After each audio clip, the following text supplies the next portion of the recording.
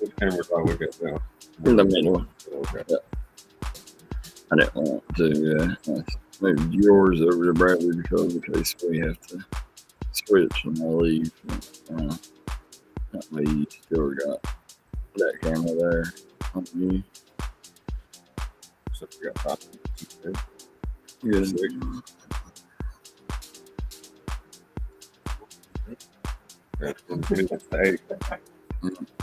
Still three of them is still something.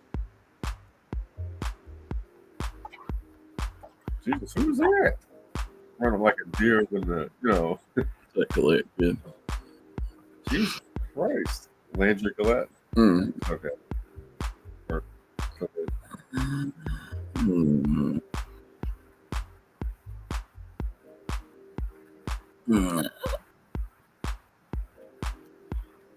We go birthday with the state street. Always birthday first. Always.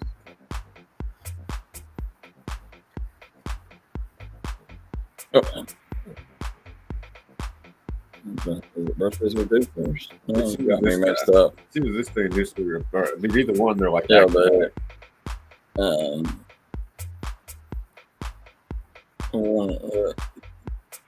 we'll move this day in history. It sounds better. Okay.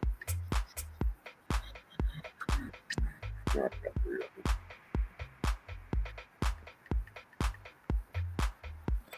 of them. Here we go. Getting there.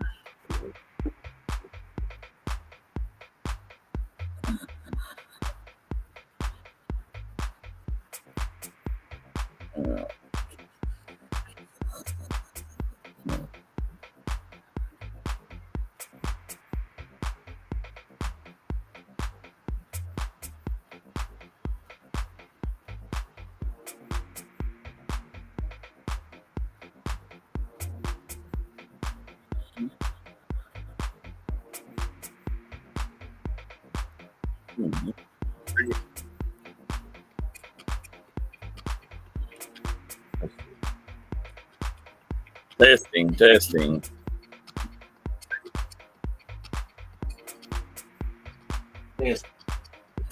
1, 2. Testing.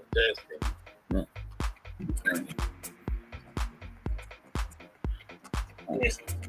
Testing. 1, 2. Testing.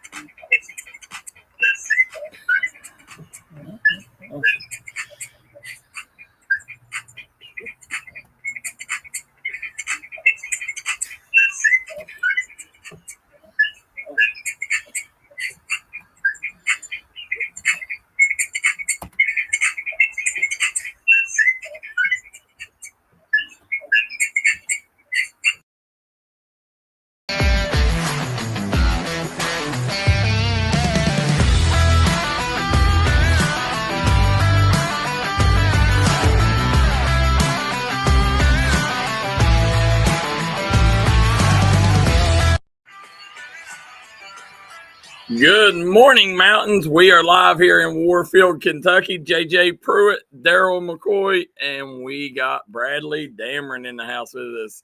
How you doing, Bradley? I'm doing good, guys. How are you doing this morning? Good. Bradley steps in studio with us, JJ. Absolutely. It's always good to have him. He definitely got me through the week that you was on vacation, and it's always great to have him show up. Well, Bradley, I didn't think I was going to be on, and I don't know if I'll be on the whole show or not because my voice, I probably should just take the day off and come back 100% tomorrow, but my voice, as you can tell, is gone. Yeah. But guys, before we get started here, we want to thank Punk's Tires, the newest sponsor of the Startup Morning Show. JJ Pruitt, Darryl, McCoy, Bradley Dameron here, courtesy of the folks at Punk's Tires. So Punk's Tire doing a great job over in the Virgin community, supplying people with tires at a good price. Absolutely. Tires are outrageous everywhere you go, JJ. But at Punk's Tires, they make sure they're affordable and make sure that, they're accessible. When you go there, one thing Punk's Tires knows is tires. Like everybody else, that does tires normally does, oil changes, motor work, everything like that. Not Punk's Tires. They know tires. Like, this is the best tire guy. Jeremy Pinson is by far the best tire guy in the business. Go see Punk's Tires for all your tires. Tell them D&D Sports sent you, and I promise he'll make sure you took care of. JJ, you went over there. Amazing guy. Absolutely. A really good guy. And I think I might have played basketball with him back in the day. He used to always have open gym sessions at like the Williamson Middle School and also like at West End on, the outside courts. And I'm pretty sure we had a couple of run-ins, and he's a really, really good guy. And like you said, the one thing he said that he knows is tires. Yeah. I can't remember what number. I played basketball with Jeremy all through school. I can't remember what number he wore, but the, Punk's Tires, they're doing a lot of stuff to help mountain athletes too. He's actually working on a thing with one of our big mountain athletes, maybe doing an NIL deal with. So big shout out there. And he also hooked me and JJ up, as you can see, our Punk's Tires shirts here. We ain't got Bradley one yet. Bradley feels left out over here, but Bradley, we'll get you one. I really would love one that looks fantastic.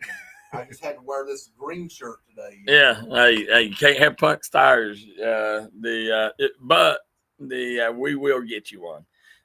So here we go, guys. Is getting started today is July 29th. Yes, sir. And JJ, this day in history. Okay, so I have three things picked up for this day in history specifically.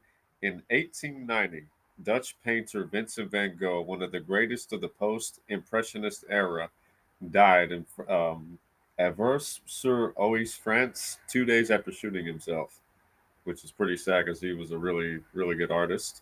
1981, Prince Charles and Lady Diana were married in St. Paul's Cathedral in London. And then in 2005, planetary scientists formally announced the discovery of what was believed to be the 10th planet. It was later designated a dwarf planet and given the name Eris, E-R-I-S, Eris, is that how you? Eris, yeah. Yeah, those are my three moments in history. Yeah, now, I found out, and this is something you folks at home, by the way, guys, if you want to give us a call, if you got to weigh in on any of the topics we talk about, give us a call here on the GMR Services hotline at 606-230-8911. That's 606-230-8911. Now, I realized a couple of years ago, my daughter brought homework home. And she's like, hey, can you help me with this, Dad? And I was like, yeah. And I was sitting down there. Now schools only teach kids there are 8 planets. What? Yeah, I know we lost Pluto somewhere along the way. Yeah. They don't even tell kids that anymore. Like, how can you do that? How can you just erase what we've learned our entire life? Like, I'll never, when somebody asks, there's 9 planets, right, guys? Yeah, Sun, Mercury, or not Sun is not a planet, but Mercury. Mercury, Venus, Earth, Mars, Jupiter, Saturn, depending on how Uranus, Neptune, and then Pluto. Then the sun and the moon, right? Yeah. They always give it. They always give it in that order, but yeah, like Pluto is always the last one. They really put Pluto like kind of downgrade them. Right, all my life Pluto's a planet. Then one day they go, it's not a planet anymore. The little guy. I don't know, man. How can you do it, JJ? That'd be like us kicking you off the show. Yeah, just because I'm a little smaller than everybody else. I mean, that's not right. It's a little discrimination or something like that. Well, as I go through my Facebook, Braxton Keithley, happy birthday, Braxton. We'll talk about Braxton here in a minute. Also, Tristan Thompson, big shout out to him. And Lauren and Eric Evans. Happy birthday, guys, on my Facebook page. So, absolutely. The guys, as we get started this weekend, we will start the show with, and we got, well, I'll tell you what, we'll save the made hoops for next segment. Okay. We'll save that for next segment. Yeah, so this here, as we're getting ready to get started, guys, we got a load of topics to talk about.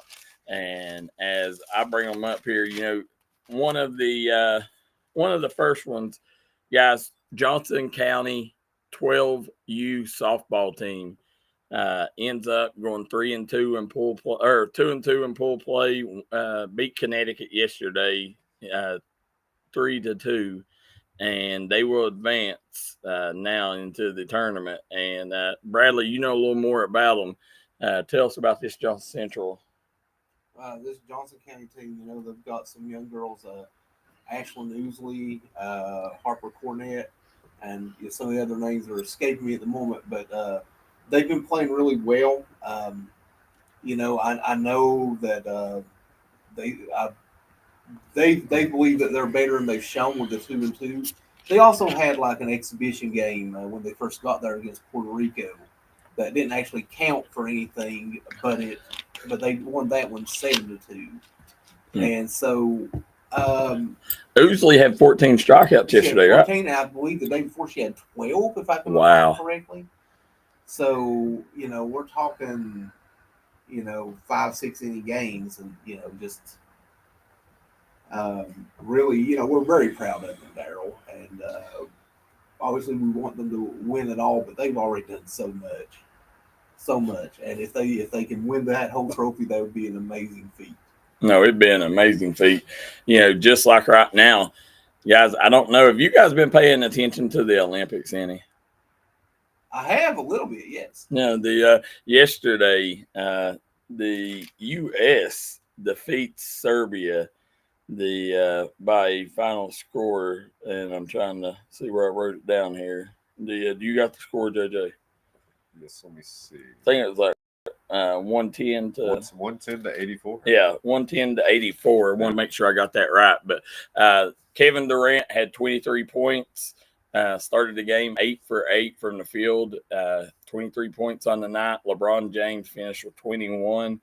And you know, this U.S. Olympic team, it was good to see them get a marginal win. You know, now this sets up a rematch with South Sudan on Wednesday. They'll play at 3:00. South Sudan, who, if you guys remember, in pool play ended up playing them really close, 101 to 100. So, you know, can U.S. give us a better showing this time against South Sudan? I think that they're going to give a better show, but at the same time, it's like, you know, don't count them out. I mean, you know, they was a 43-point underdog, and they only lost by 1 point. So, I mean, I can see them at least making it a 10-point game. You know, I think that South Sudan is going to play as well as they can, but they're not going to sneak up on the U.S. this time. But let's give South Sudan some credit. They went in and beat Puerto Rico. I believe it was yesterday. Okay. So, you know, this isn't like Angola back in '92. You know, so I mean, they're not in trouble. They're not in trouble. You know, they may be in trouble, but not as bad as Angola was. But I think the U.S. will put up a better showing. Look, Serbia is considered one of the better teams in the tournament. Yeah, and U.S. just thumped them. So, you know, sometimes these athletes know when to turn it on at the right time. Exhibition games are a little different than games that really count. Yeah. You know, right now, U.S. off to a good start. Don't know if you guys have seen the medal count up to this point. Japan and Australia have 4 gold medals apiece. U.S. has 3, tied with France, South Korea, and China. Now, U.S. leads the total medal count with 12. Now, U.S. has 3 gold medals, guys. Little interesting fact here is one of them gold medals is by Lexington native Lee Kiefer, who got a gold medal for fencing. Did you guys see that? I did. I actually watched her gold medal match on Peacock. Okay. Live as it happened. She actually was going to face another American in the final, so they got a gold and silver in that. But it's her second consecutive gold medal. Oh, no, huge. Lee Kiefer. I didn't even know we had a Lexington native in it. I know we got a, if I'm not mistaken, the kid from Ironton. The track star? Yeah, running in it. But if there's any other notable close ones, let us know. That way that we can definitely give them shout outs and keep an eye on them. But, at the Olympics, that brings up a whole nother topic, guys. The Olympics started off, I was out of town this weekend. Wanted to watch Friday, the opening ceremonies, but I was on the road, so I couldn't. And my phone kept blowing up. People sending me messages, sending me, hey, did you see this? Did you see this? Hey, you got to talk about this on the startup show. But I don't know if you guys, well, I know you guys seen it, but the opening ceremonies in France held it, done about a bad a job as you could with the opening ceremony. You never want that to set the tone for the Olympics unless it's in a good tone. But they basically, France had, I think it was like they said on their 2-hour show where they celebrated drag queens and what they call queer life over there. And when you take and look at this right here, what brought it so the attention to it is because this is Leonardo da Vinci's Last Supper, and it looks like that when you sit here and look, it looks like they're trying to mimic the Last Supper, and put it as drag queens was talking, or mocking the Last Supper and Jesus Christ. And what's your guys' thoughts on this? What are you trying to do? Like, what is your reasoning behind that? Like, are you trying to stir up a little bit of controversy? Like, what exactly is your purpose for that? Because I feel like you're gonna get more negative feedback by doing something like that than you are positive. So I mean, like, if you want people to be more accepting to who you guys are, I just don't think that's the right way to do it. I mean, like, I heard in the thing like a day or two later where they were saying it was actually kind of parodying another work of Da Vinci's, which was a Dionysus, which is more like a festival of wine and frivolity, whatever. But if you look at the painting on there, I think the thing that's really important to note is the halo behind the lady in the middle. It is a halo or maybe a rising sun effect. I could see that, which is apparent in the Last Supper, but not the other painting, which they say. I'd say it may be a combination of the two, possibly, but but you have to know. You have to know what you're doing. Well, listen. At the end of the day, this could have all been avoided. Don't put this stuff on TV. We can all support, and we support the LBGT community here. Like, listen, do what you want to do, and we'll support it.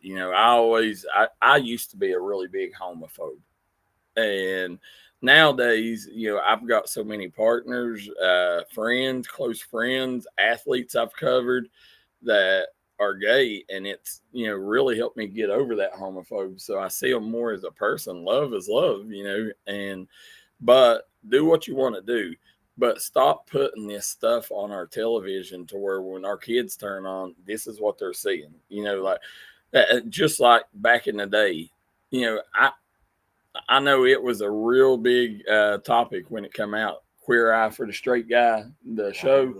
Yeah, and and everybody was talking about, listen, we're fine with it, but just don't put it on TV to where our kids can see it. So they moved the time slots from where kids, was remotely up until after 12 a.m. So, but this right here, this is the Olympics. The whole world is watching, and this is what you come up with, France. I'm just like in a situation, do better. Just a little bit. That's what I'm saying. Like, if you look at that right there, though, you see like the halo behind the lady in the middle, or maybe the rising sun type deal. And then you look at Da Vinci's painting of the Last Supper, and that you see the sun behind the head of Jesus. So that's the thing that I keep saying. Like, honestly, I think if they didn't have that, they could maybe say it was the other thing. But that just makes it. Yeah. That frames it all in a bit too much.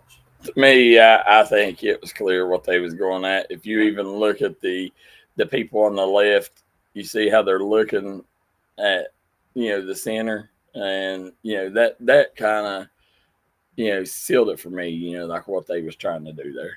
And but they did have one good part of the opening ceremony. They had Gajira, so I'm okay with that part. Yeah, Bradley's a metalhead. What is it, Gajira? Gajira, Gojira. Have you ever heard of Gajira? No, I'm gonna have to get educated after the show. Get on Spotify and put it on my playlist. Guys, no, I am not an Olympian gold medal winner. As you see my medal on, this is Soaky Mountain Cannonball Champ, adult division. So it's just as prestigious, right? Yeah. I mean, listen, I brought hardware back to the U.S., back to the mountains. So we'll see how the Olympians do. See if they can be as lucky as I am. So yeah, and they need next time maybe reach out and let me enter the diving and me just do my cannonball off the diving board. I'm sure it would get like high marks. Yeah. It's a very elegant cannonball that you have. It is very graceful. You got to do the pose before too. It definitely would. We definitely will. We'll take a quick commercial break. We'll be right back on the Startup Morning Show. Got a load of topics. We're going to tell you what happened this weekend at the Made Hoops camp. Some of the stuff that the kids are doing around the mountains. Athletics going wild right now with transfers. Come right back and join us here on the Startup Morning Show. Oceana Discount Tobacco today.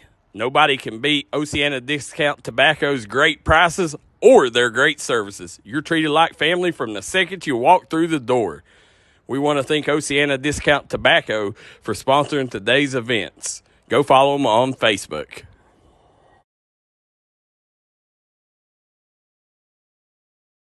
Drug today and let them fill your prescription. Eric Holman Drug has been serving the Chapmanville community for over 46 years. They're a proud supporter of the Chapmanville Tigers and all mountain athletes.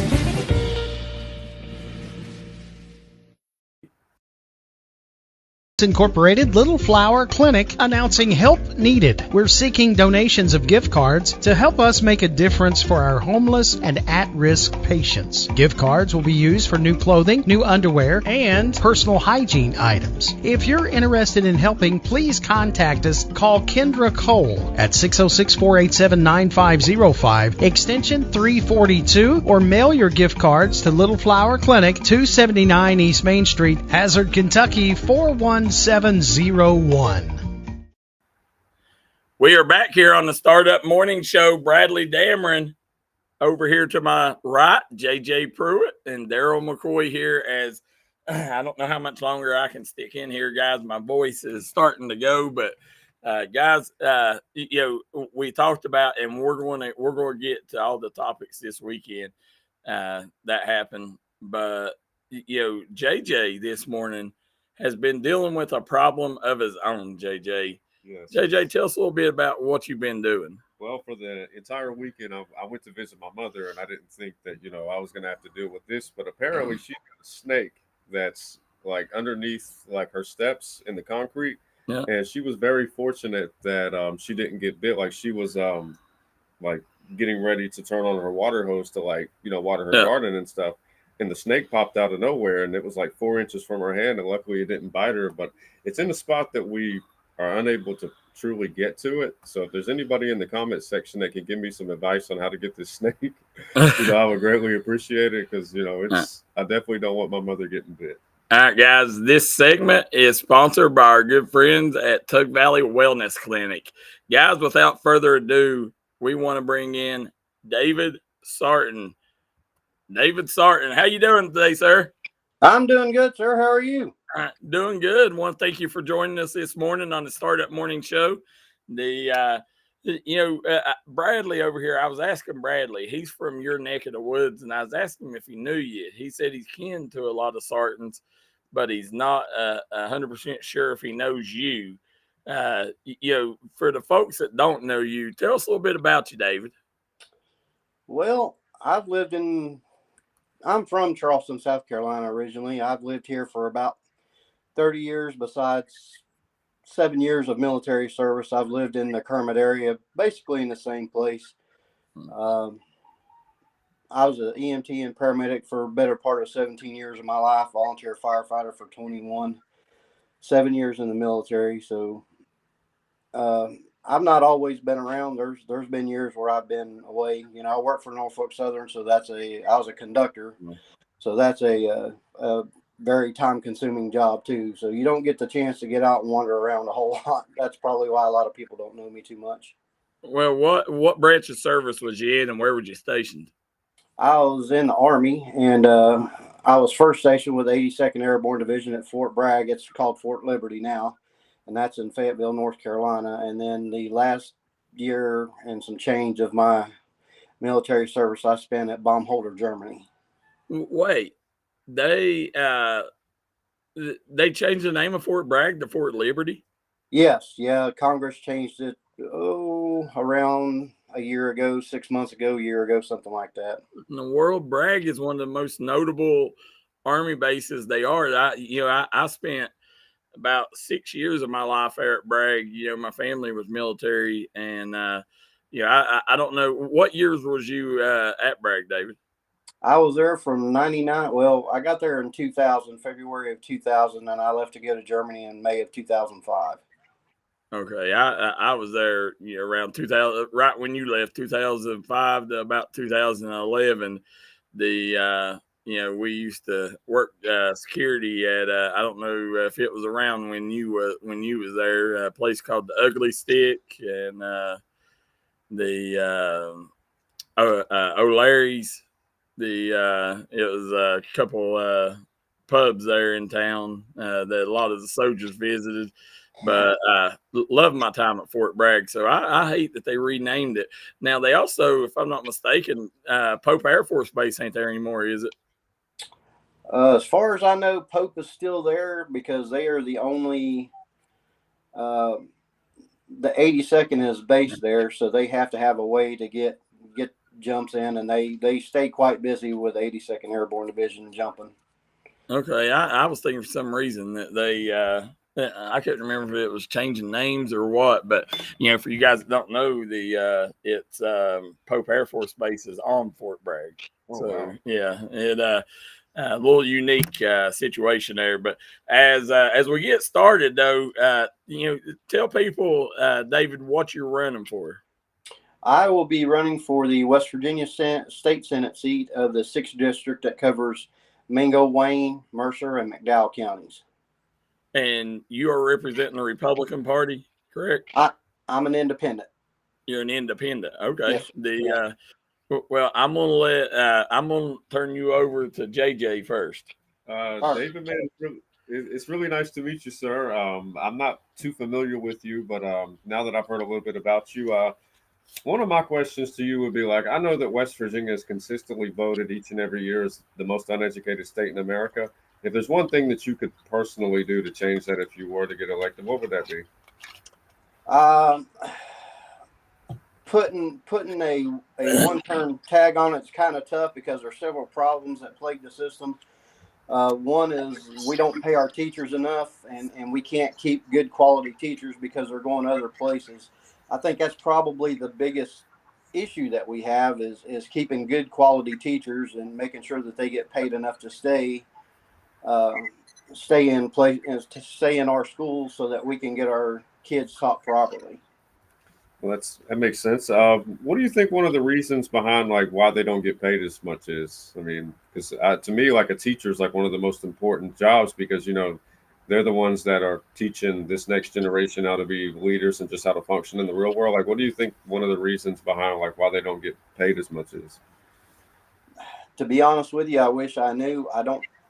That's kind of like our law enforcement officers. They don't get paid enough either. But teachers, they feel probably one of the most important roles in our life is bringing us up, teaching us, and they teach us how to be part of society. They don't just teach us the lessons that we need in education. A lot of times they also teach us the lessons in life that will carry us through and help us become more productive and better citizens. So I'm not entirely sure what the issue is with paying them a little bit more. I'm still trying to figure that out, but I will get it figured out. And that's one of the things that I plan on making a priority for me, is making sure that our teachers get paid more. Well, one thing that I definitely want to ask you about in elections, the thing that I care about most is our neck of the woods here.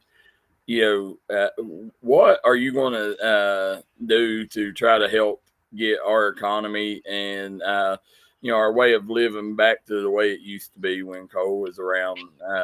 Here in the area. Do you have any plans on to help Mingo, Wayne?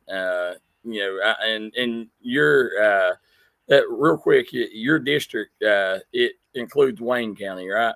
Yes, sir. Yep. Yeah. So Mingo, Wayne, and the area around here. What are you going to do to make this place a better place?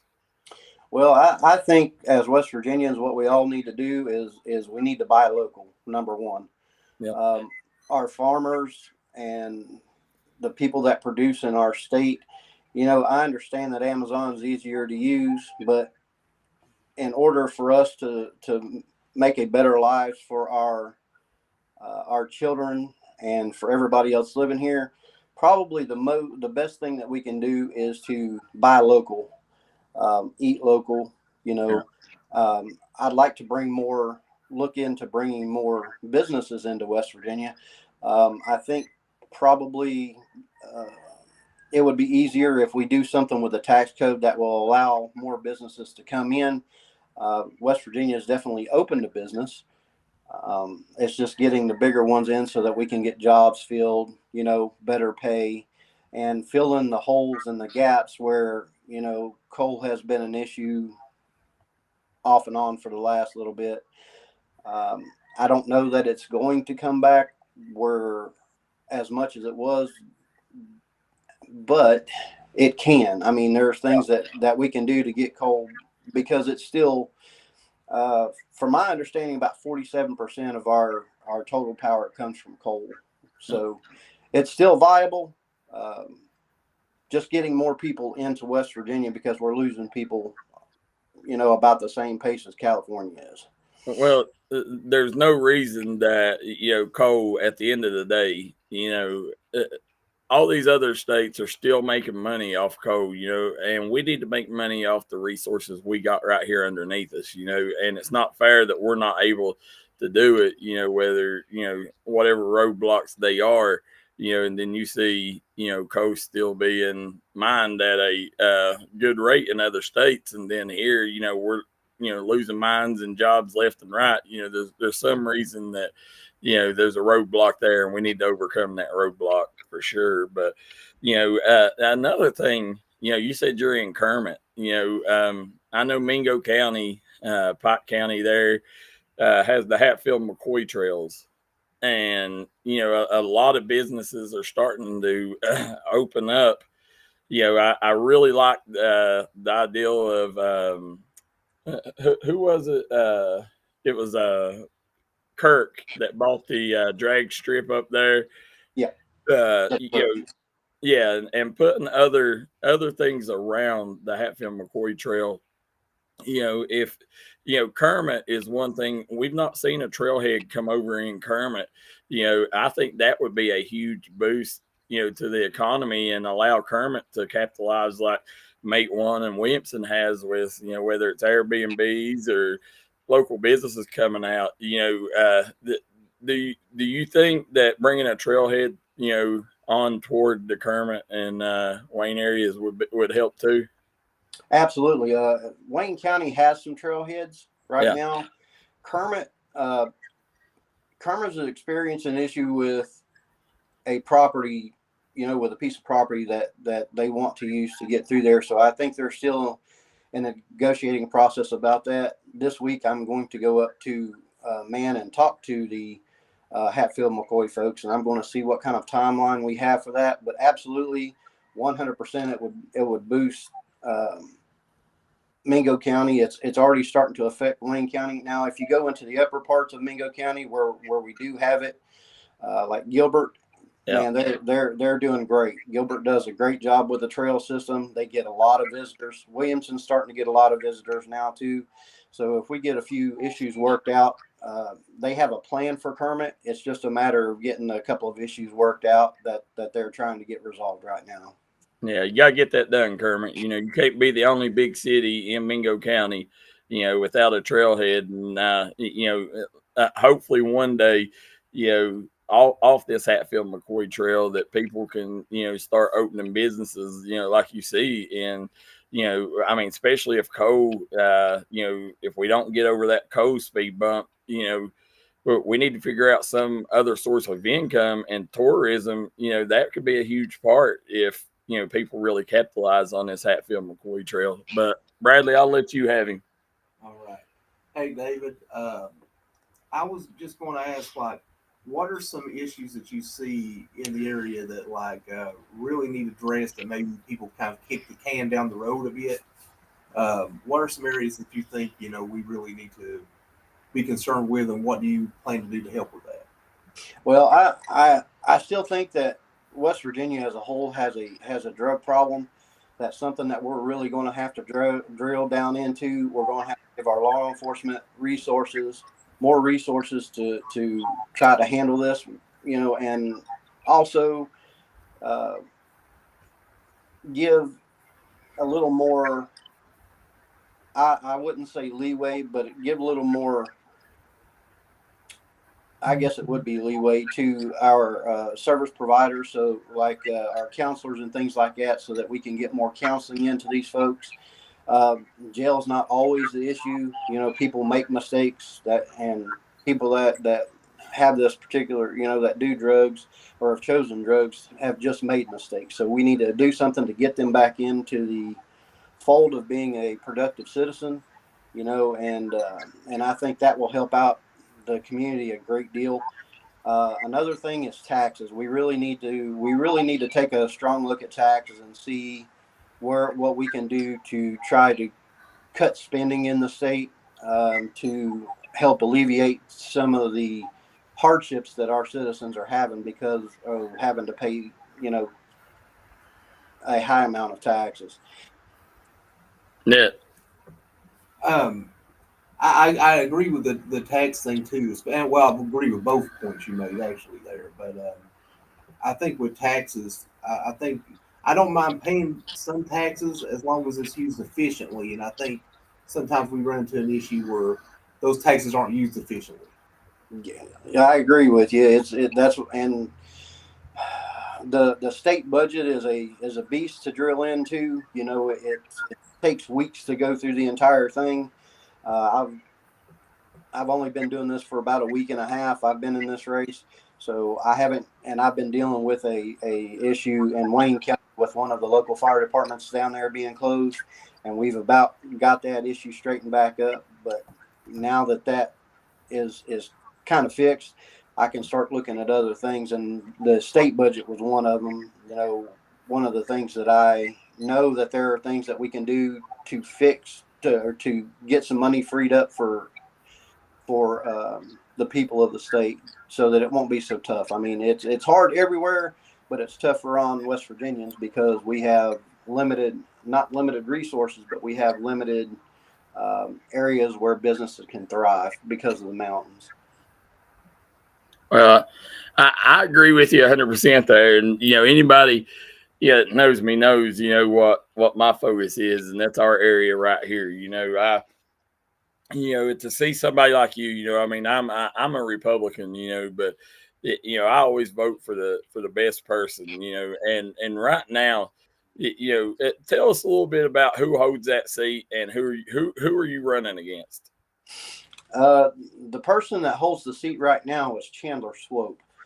He was beaten in the primary by Craig Hart. Now, the Democrat that's running, I really don't know that much about. And to be honest, I don't know his name right now because, like I said, I've been busy with opening the fire department back up in Wayne County so that the people can have fire service again. But Craig Hart's I believe he's a school teacher at Tug Valley, which incidentally, I only live 2 miles away from Tug Valley High School, and I believe Mr. Hurt lives in Lenore, so we're about 5 miles apart. Well, now that was one of the big things when I had a couple of people I reached out to, and I was like, what do you know about David Sarton, and what should I ask you, on the show tomorrow, and that's what they wanted to hear was your plan to bring emergency services back, to the Wayne County area. Well, I went to the Wayne County Commission meeting, the last one that they had last week, which was last Monday. And they are trying to work on the EMS plan. I have a couple of issues and suggestions for them when it comes to that, being a paramedic for so long. Mingo County is also experiencing the same problem with which, bringing another ambulance service in is great, but the problem with that is that the county doesn't have control over that service. So I think that everybody, each county should have its own county-run service. Now, it's not easy to do. You have to know something about EMS to do it, but there are people in both counties. Like I said, I was a paramedic in both counties, and there's some great paramedics that live in both counties that know this business inside and out, that can put their 2 cents in, so to speak, whenever it comes to starting an ambulance service and getting it going. These people, when we take that job, we don't take that job to get rich, because that's not one job that you can do to make money. You get paid a little bit, but we do it for the love of the game, so to speak. So the EMS problem, we need to get a county-run EMS service in both counties, so that they answer to the people of the county. They're not just private services. They don't have to answer. They can just kind of do what they want to. And we need to eliminate that.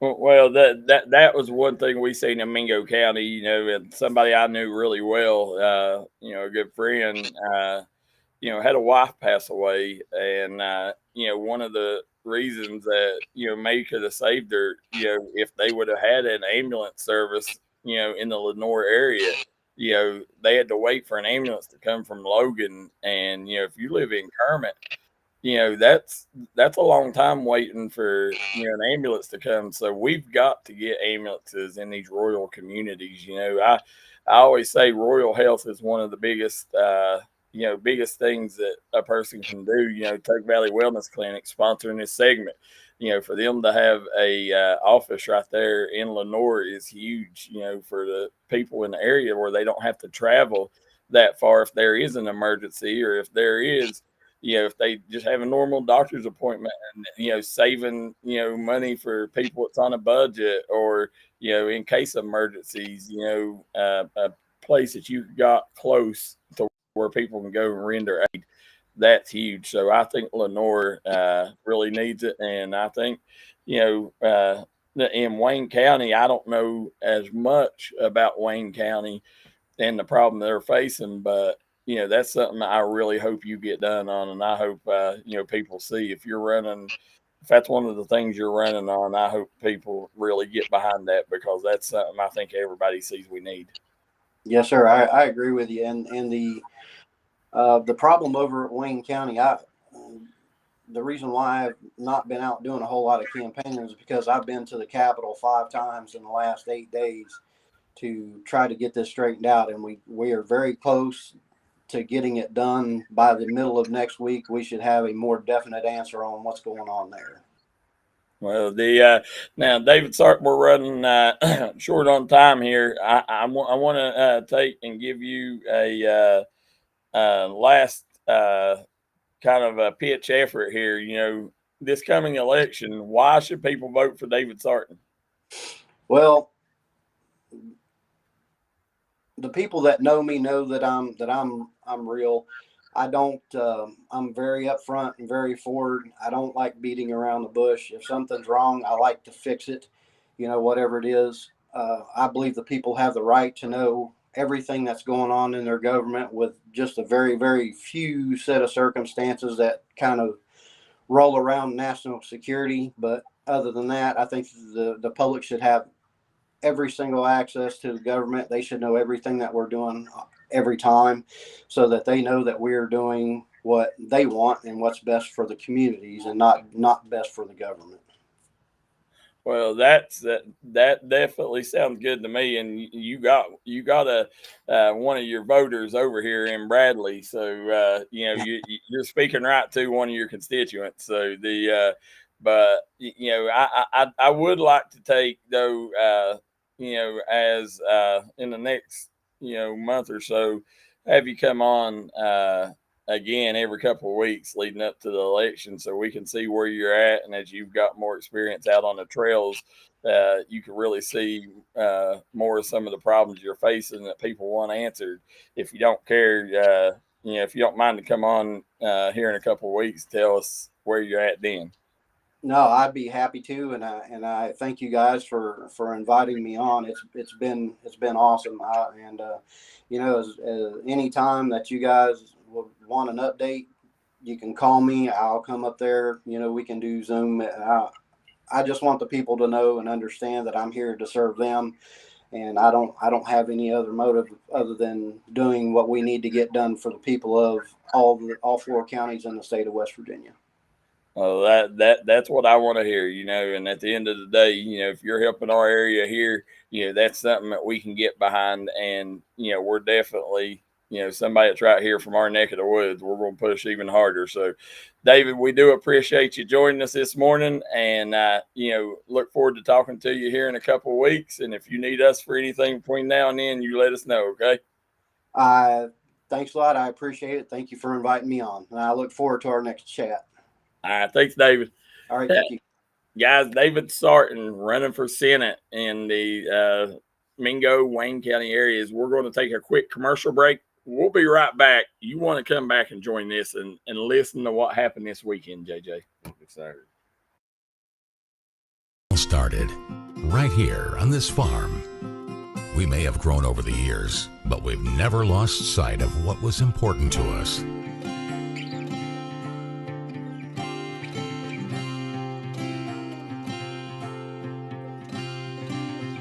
We're continuing that tradition today, and we always will be for generations to come.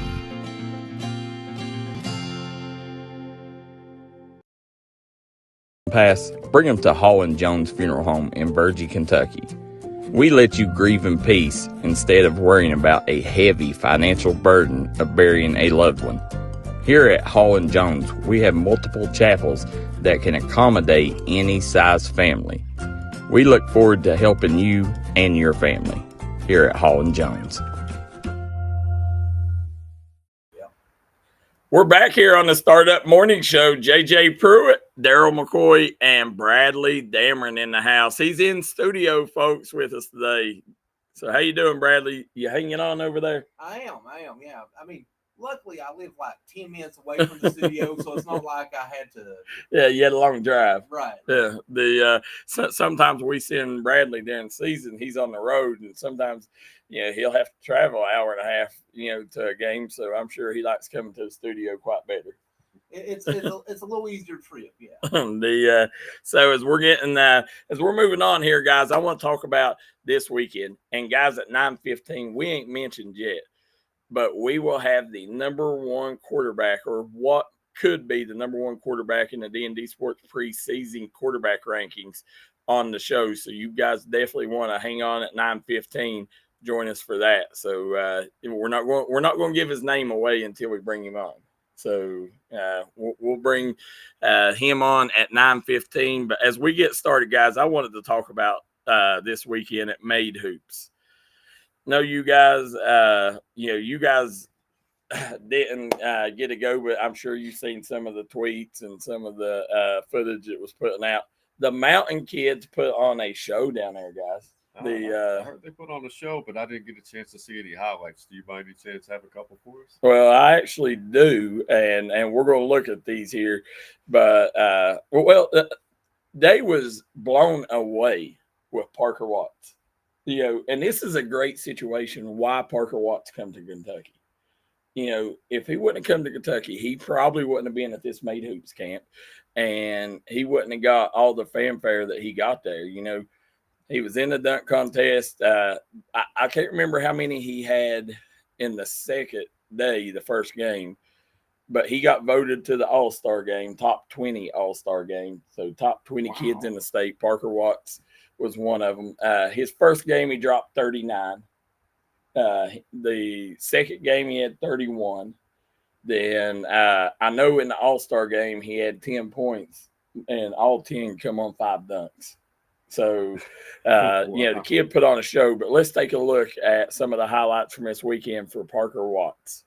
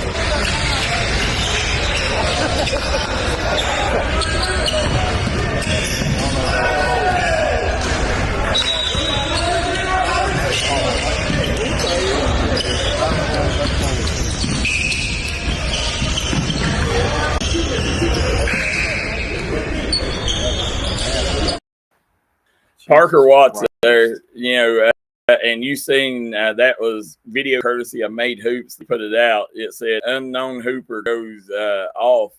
He may be unknown to the western part of the state, but he's not unknown to us. This kid is legit, guys, and he's coming after that 15th Region Player of the Year award. He is nasty. Like I've watched him play, but like he's got so many moves in his arsenal. Mm-hmm. Kid is disgusting. Like Jesus. And he can do it with both hands, like he's off the dribble, on the dribble and everything. Like oh my Lord. Yeah, he's legit. Yeah, I've been able to see Parker play quite a few times over the years, and he is as good as anyone athletically. He's off the charts good. So I'm not surprised that he put on a show there. So. Now he can hopefully take advantage of this new publicity and push harder. And I agree with you, Darryl. I think he's going to make a legitimate run at being a 15th Region Player of the Year. Yeah, I think that it's a 3-horse race. 15th Region Player of the Year. And just so happened, there could have been a couple more, but just so happened they're on Parker's team. So but I think Jaden Stewart is definitely he's the big foe, and then I do think there's a dark horse, and we'll hold that for another show. Maybe tomorrow we'll talk about that. But it was just listen, Peyton Davis come out. He averaged 18 a game down there. Shot the ball lights out. Played great defense like he always does. That kid. He's been as consistent as any player I've seen this summer. Every game what Peyton Davis is going to bring. There's no guessing, no nothing about him. Caleb Rimmer, Elijah Neal. Elijah Neal made the top 40 game. His passing is impeccable there for Russell. Unbelievable kid. 14th Region, Dalton Combs, Trayton Woods both played outstanding.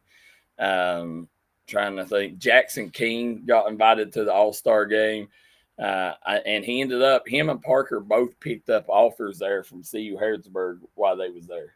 And, Parker's coach. Well, I think that was the thing. CU Harrodsburg's coached both of them. So, coached both the teams they was on. So, he got to see them and ended up offering them. Trying to see who else. Caden Lawson from Pike Central. He was a kid I got to watch one game of his, and he looked really good. I mean, I'm talking every mountain kid there stood out.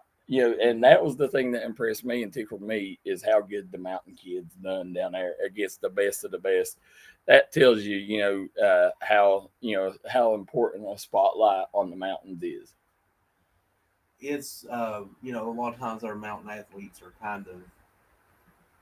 I don't know, they're kind of just overlooked. I get it. It's not always easy to get down here to watch everyone, so it's really great to see him. And I actually have an idea who that dark horse may be. So yeah. Well, JJ says he's clueless. And another kid that they talked about, Parker Watts, an unknown hooper, goes off. Well, another kid that went off is Jackson Estridge. The Jackson Estridge come down right out the gate, dropped 25. But it was he led his team in rebounds, assists, and steals. 2 of the 3 games he led them in scoring and all them stats. Then he ended up taking, and the other game he led in steals, rebounds, and I think he had 16 points the game that he didn't lead in every category. So that was interesting. We do got some highlights from him. Let's check out Jackson Estridge's stats and what he done against the best of the best. 1, 2, 3. Let's get started.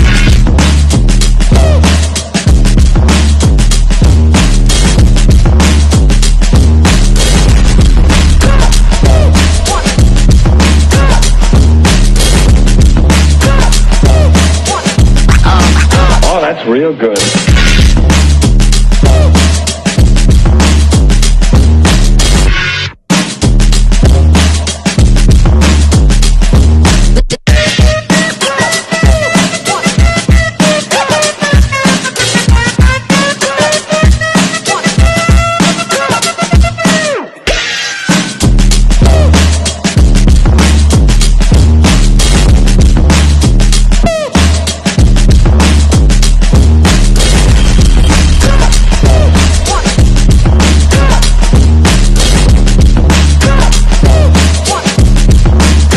To get a hold of yourself.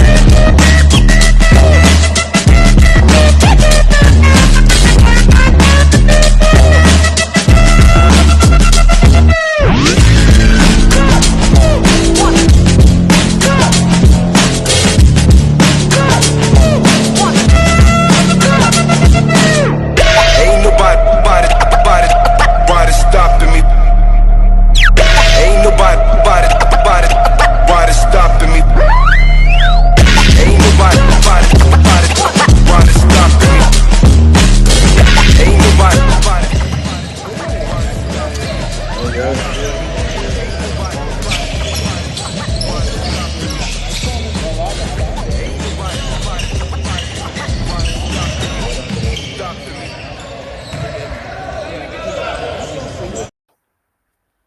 Outstanding showing for Jackson Estridge, man. He was the one. Listen, we know about Parker, but he's the one that really caught a lot of people's eyes. Had a couple of college coaches come talk to me about him. Invited him to their elite camp. Last night I got a phone call when I got home. Well, at 11:30, right before I went to bed last night, a coach invited him to the elite camp that seen his highlights. So, now, it was just that kid, the way that he impacts every area of the game. He was one of the best rebounding guards there was down there. He crashed the glass defensively, and his thing he's always had to overcome is he's always been such a great defender that he's always had to be that guy, and on offense, you're spending that kind of energy. On defense, you're normally, third, fourth option. And I think down there is the first time we've seen the Jackson Estridge that we've seen at the beginning of last season.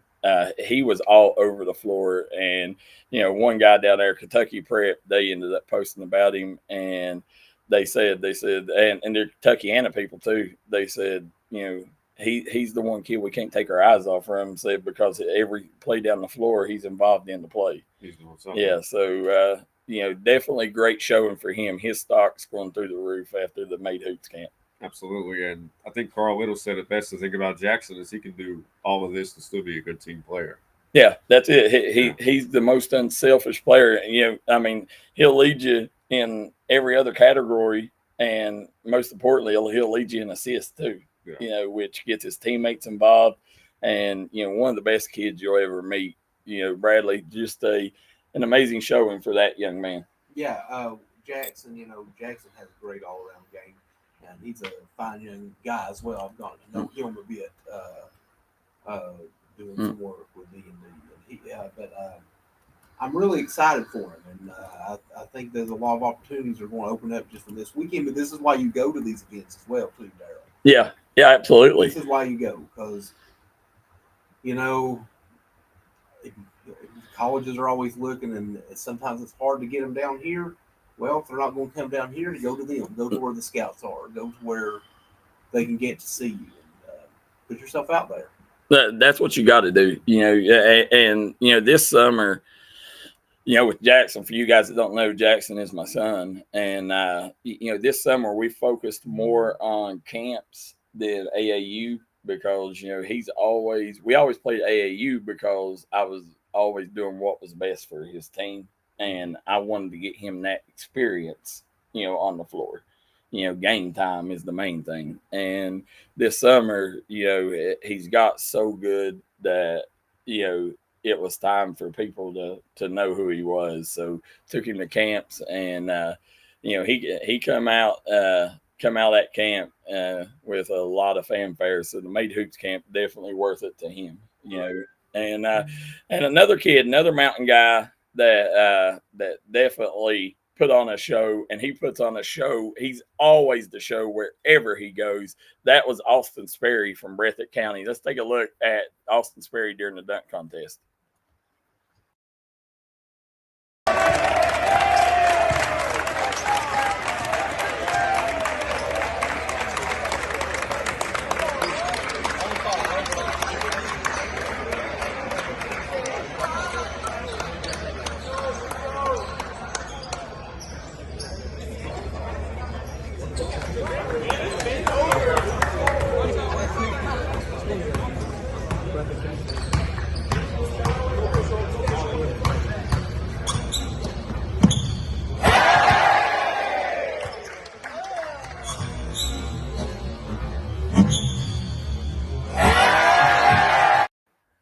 Wow.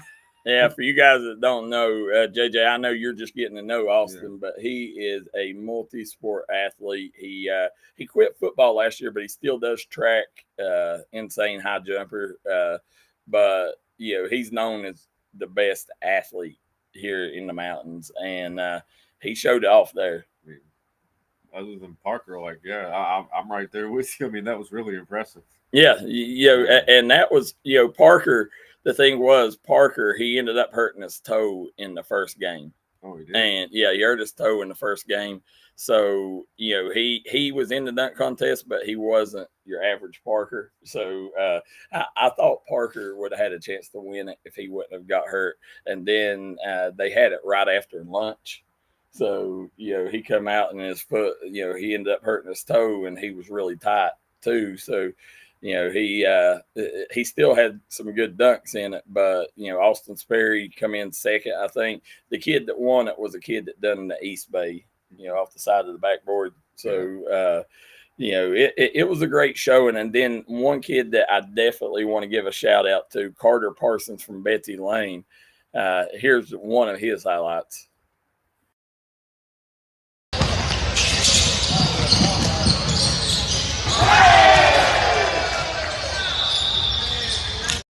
There he is throwing an alley-oop to one of his teammates. Carter had multiple 20-point games down there, and he just he might be, as far as just in the open floor, the best open floor player in the 15th region. Like whether it's running to the basket or running to the 3-point line, he performs really well in the open floor. He's a kid that he's went up and down with Chris Spriggs as the best player in that class. Well, both of them plays on the same AAU team now. Carter's first time I got to see him since early summer. This kid's going to be a problem this year. Betsy Lane, listen, you'll be all right, Betsy Lane fans. Y'all graduated a lot, but as long as you got Carter Parsons, Cameron Pente, Isaiah Allen, and crew, y'all's all right. And Betsy Lane, I learned that they may have got a couple transfers in, and we'll talk about transfers here in a little bit. But when you take and look, at the show and all the Mountains kids had, I don't think one Mountain kid had a bad camp down there. That's just fantastic. It's fantastic that they're all showing out, and if the more they show out and the more they play, the more it may attract a bit of attention to some other kids in the area. Like college will start to think, who've we been missing? So we should be cheering them all on to do the best they can do. Well, Jackson Keene from Pikeville, he's a kid. He had, I think, 6 threes in his final game. Ended up coming out, showing exactly he's, when you just talk pure shooters, one of the best in the business. Him picking up that offer from CU Harrodsburg was huge for his confidence moving forward. Pikeville fans, the thing about Pikeville is they got so many good players. You're like, that's a good problem to have, but Elijah Justice, I'd say, has a headache day in, day out, trying to figure out, okay, which one of these kids are going to get the minutes this year. But Jackson Keene, there's no doubt he's going to get his minutes. This kid is he's a rising star. We talked about Carter Parsons, Chris Spriggs, but Jackson Keene was the player of the year. Parsons was 7th grade year in that class, and then 8th grade year it was Spriggs and Keene that won player of the year. Now I think there's a 4-horse race. I think Keene, Spriggs, Parsons are the 3 best guards in that class. Mm-hmm. And then I tell you, I still think the kid that's making a race for that number 1 in that class is Walker Russell from McGoffin County. Yeah. And it's not like they're probably a little more skilled than Walker. But when you just talk impact on the game, Walker is going to do so much to help his team win because he rebounds, block shots, scores. I mean, he does everything. And, so I think, player of the year, it's going to be very interesting with that 4-horse race in that class. Yeah, I'm really excited. I can't wait to see all these games in person and just watch it for myself. Yeah, it's very, very strong class. Yeah, you'll get to cover a lot of them, so you'll get to know a lot of the kids we're talking about. And which class is this again? The 2020? That's 2026. 2026, okay. Yeah, class. So, I can't remember if it was 2026 or 2027 that was the big class. Yeah, 27 is the one that's absolutely stacked. Well, like this one's stacked. Well, it's strong here in the region. Uh-huh. And then in 16th region, I think you got Jacob Spurlock.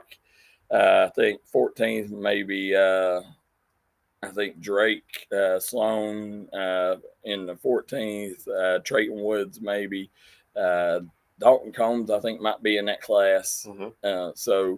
But the 2027, that's the class that from top to bottom, you got Makai Eram, Preston May, let's see, Braxton Keithley, Austin Sloan, Caleb Rimmer, Elijah Neal, Brody Little, Hayden Perry, Tyler Weddington, Zaid Rash. That class, it's going to be impossible to name a player of the year in that class. Yeah. So, but I when you take and look, at these kids coming back, the thing that when you go and perform against in camps like the Mate Hoops camp, you go and perform against the best of the best. And that's a confidence builder because now you can play against the best players in the state. Not just the best players in the state. There was like 11 states represented there.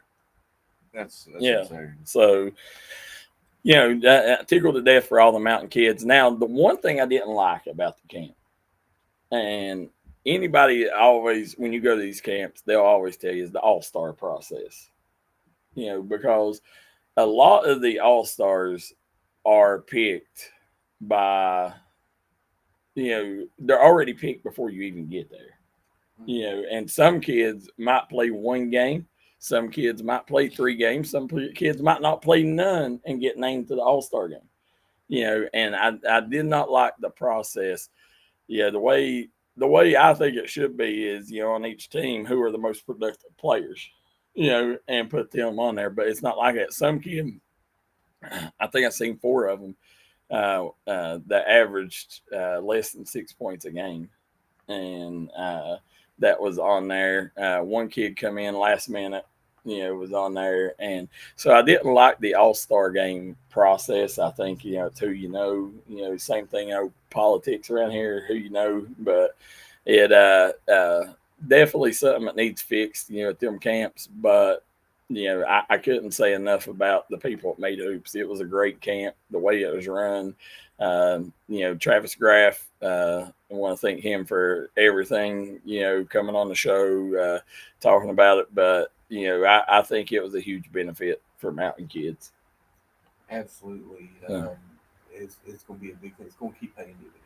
Yeah. And I just love how they all just flipped the switch and turned it on, and not just one person performed well, but every single one of the kids put on a good show. Yeah, Peyton Davis played tremendous. Yeah. But as we're sitting here, we're going to take a quick commercial break, and I'm going to try to get our guest on while we're at commercial break. Don't forget County of the Day, and I promise you guys, we got a load of topics to get in.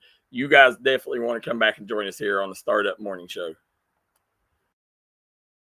Incorporated Little Flower Clinic announcing help needed. We're seeking donations of gift cards to help us make a difference for our homeless and at-risk patients. Gift cards will be used for new clothing, new underwear, and personal hygiene items. If you're interested in helping, please contact us. Call Kendra Cole at 606-487-9505, extension 342, or mail your gift cards to Little Flower Clinic, 279 East Main Street, Hazard, Kentucky, 41701. Because the thing is, started right here on this farm. We may have grown over the years, but we've never lost sight of what was important to us.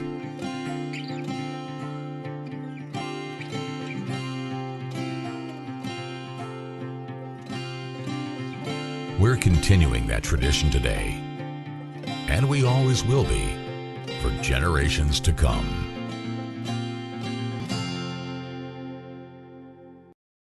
Pass, bring them to Hall & Jones Funeral Home in Virgie, Kentucky. We let you grieve in peace instead of worrying about a heavy financial burden of burying a loved one. Here at Hall & Jones, we have multiple chapels that can accommodate any size family. We look forward to helping you and your family here at Hall & Jones. Back here on the Startup Morning Show, we are sitting here giving a little Player of the Year talk during the commercial break. And guys, without further ado, we got what could be the #1 ranked quarterback in the mountains when we do our preseason rankings, Landry Collette. Good morning, Landry. Good morning. Thanks for having me. No problem. Thanks for coming on, man. Excited to talk to you. Always a big fan. These two guys right here, they don't know you quite as much as I do, so I'm going to let them talk to you first, Landry. All right. Landry, man, it's really nice to meet you. I had a chance to look up some of your stats earlier, and I'm telling you, man, your numbers are really, really good. It looks like you had 19 touchdown passes last year with 1,900 yards, and then you had 10 rushing touchdowns as well. Yep. So tell me, which one do you like better? Do you like running a touchdown in, or do you like throwing a 50-yard bomb? Well, I don't know. I mean, whenever you get the lob one up and watch somebody go get it, and then you hear that, I feel like whenever the ball goes up in the air, kind of gets a little quiet, and then as soon as it hits, man, it's just the explodes. So, but I don't know. Running one in is pretty nice too. So, can you tell me some of the quarterbacks that you model your game after? I like Kyler Murray, Bryce Young. Bryce Young's always my favorite just because of his size. He played at Alabama. He's very humble. I look up to him a lot. Those are two really good picks. What was your record last year, just out of curiosity? We were 7-5 and won our first playoff game that the school's won since 2016, I think. Really? Well, congratulations, man. So, how was your roster looking for this year? Did you have a lot of seniors last year, or do you have a pretty good roster for the most part? Well, we lost, I think, 13 or 14 seniors, so that's going to hurt a little bit. But we got a lot of younger classmen coming up. They've been working their tails off in the weight room. But I think they're going to make a huge impact. We've all been in the weight room bonding, hanging out at each other's houses overnight. I mean, really just building chemistry to get ready for the season. Absolutely. Bradley? Hey, Landry. I was just going to ask, what was that experience like winning a playoff game last year? It's the first one that Leslie County had won in a while. Tell us about that game, that experience, getting that win. Yeah, well, see, we got redistricted last year, so that put us in a completely new thing. So for our first game, we had to drive all the way to Carroll County, and that's about 3 hours from Leslie.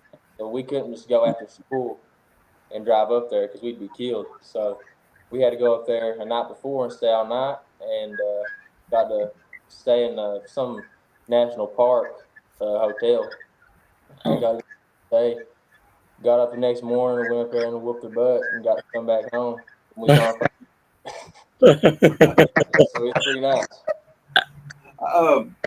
What are some of the things that you've been working on, since the end of last season to prepare for next season? Like, what are some of the areas of your game you've been working to improve? Well, I have a great offensive coordinator. His name is Mike Whitaker. He helped me a lot. Y'all probably know him. He played quarterback at Kentucky, and then he went to EKU and played. Yeah. He's helped me a lot.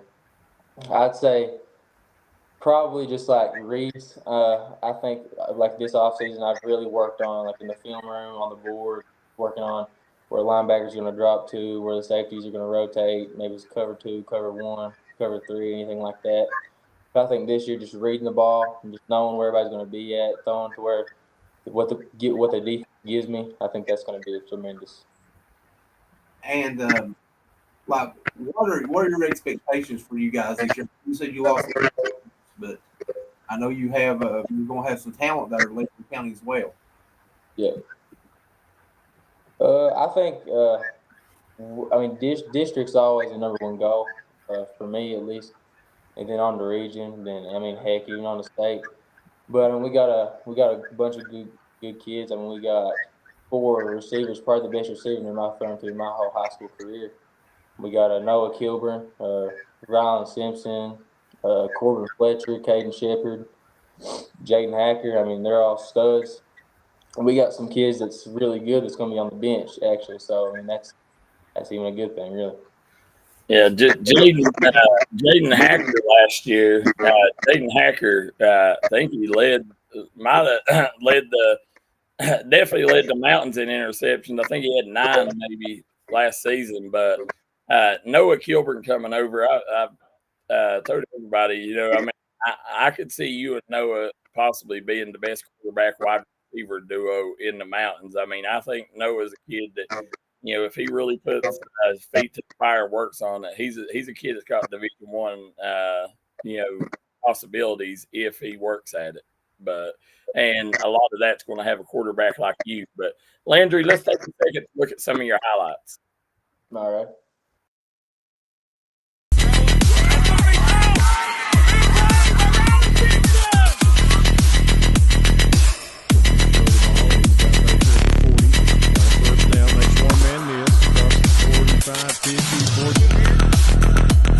Call it back to pass. Throwing out. He's looking. He's throwing. Super play. Going to be a rollout by Landry. He's throwing. He's going to go in. Touchdown.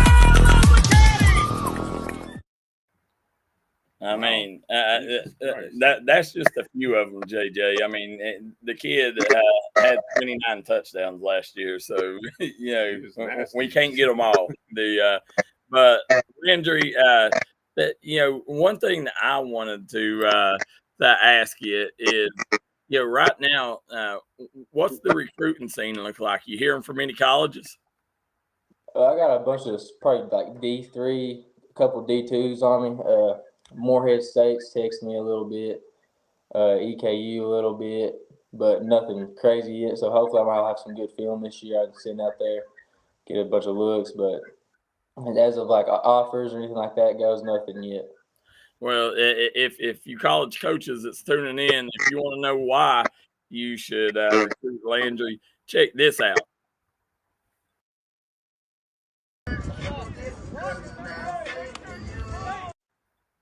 4.49 40 Landry. You don't see a lot of quarterbacks with wheels like that. His speed, is that something you worked on this offseason? Oh yeah, I ran track, so that helped a ton. Just getting out of my start. My start was my biggest thing. Just like you're region champ in the 100, right? Yeah, region champ with 100 and 200. What's your 100 meter and 200 meter time? 100 meters 11:33, and my 200 meter time is 23:36, maybe something like that.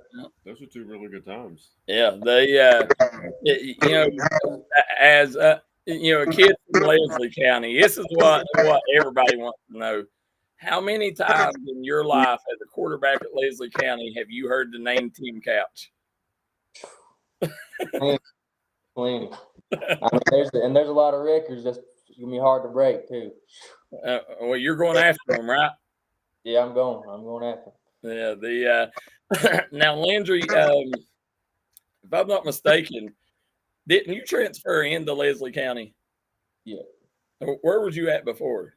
I was at South Laurel my freshman year. Okay.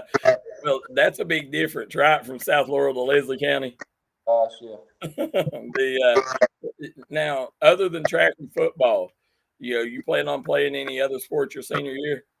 I played freshman year at South, and I played baseball.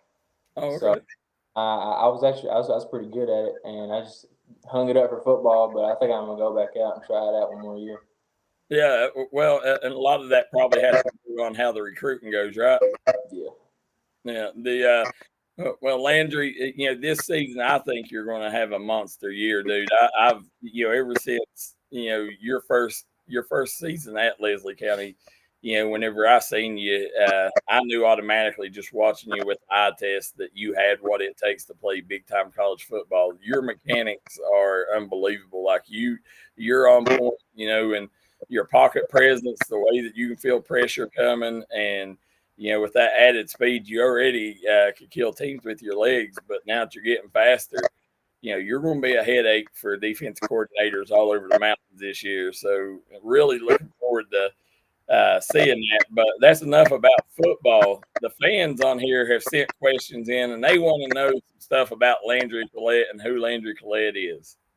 So, Landry, fan question number one. What's your favorite shoe? My favorite shoe.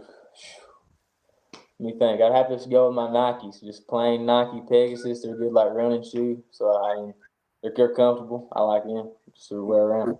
What cleats are you rocking this year? I actually got a pair of custom cleats. I got this guy to make them for me. He like paint them and design them. So he made me like off-white Nike.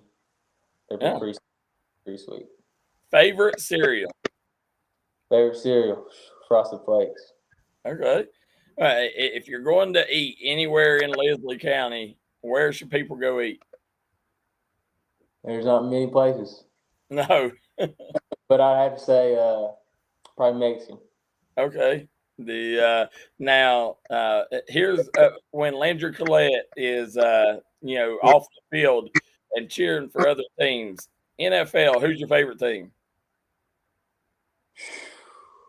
I used to be a big NFL guy, but I go college. College is my thing. I like Alabama. Oh, Alabama fan. Okay. Now NBA. You got any NBA teams? Yeah, I like Anthony Edwards. Okay. Yeah, Anthony Edwards in the Olympics right now. You watching the Olympics? Yeah, I've been watching Team USA. Yeah, they play again. I think Wednesday at 3:00. So you'll be able to watch that. But if we wasn't to look into your playlist, what's the top 3 artists on Landry Collette's playlist? Let me think. You definitely get a little Drake in there, All right. no doubt. Definitely some 21 Savage, no Okay. doubt. And let's see, let me think of the third one. Probably Yeet. I don't know if y'all know who that is. No, never heard of Yee. Yeet, yeah. How you spell it, Landry? YEAT. Okay. Well, I'll tell you what. Jay's out selling today in the D&D mobile. We bumping a little Yeet, and then I'll give you my feedback on it. All right, that sounds good. Now, if you could take 3 teammates with you to sea, and you're stranded at sea on a boat, what teammates are they? Oh goodness. I'd have to say definitely not Noah because he's just. I would definitely say probably Rylan. Rylan's pretty Okay. He's Rylan who? Simpson. Okay. Caden Caldwell because he's just a brute. He'd probably fight off a bear for me. Okay. And I'd say probably Jaden Hacker. He's a big country guy. He knows all that stuff. So he could probably rig you a way to get you back to land. Oh yeah.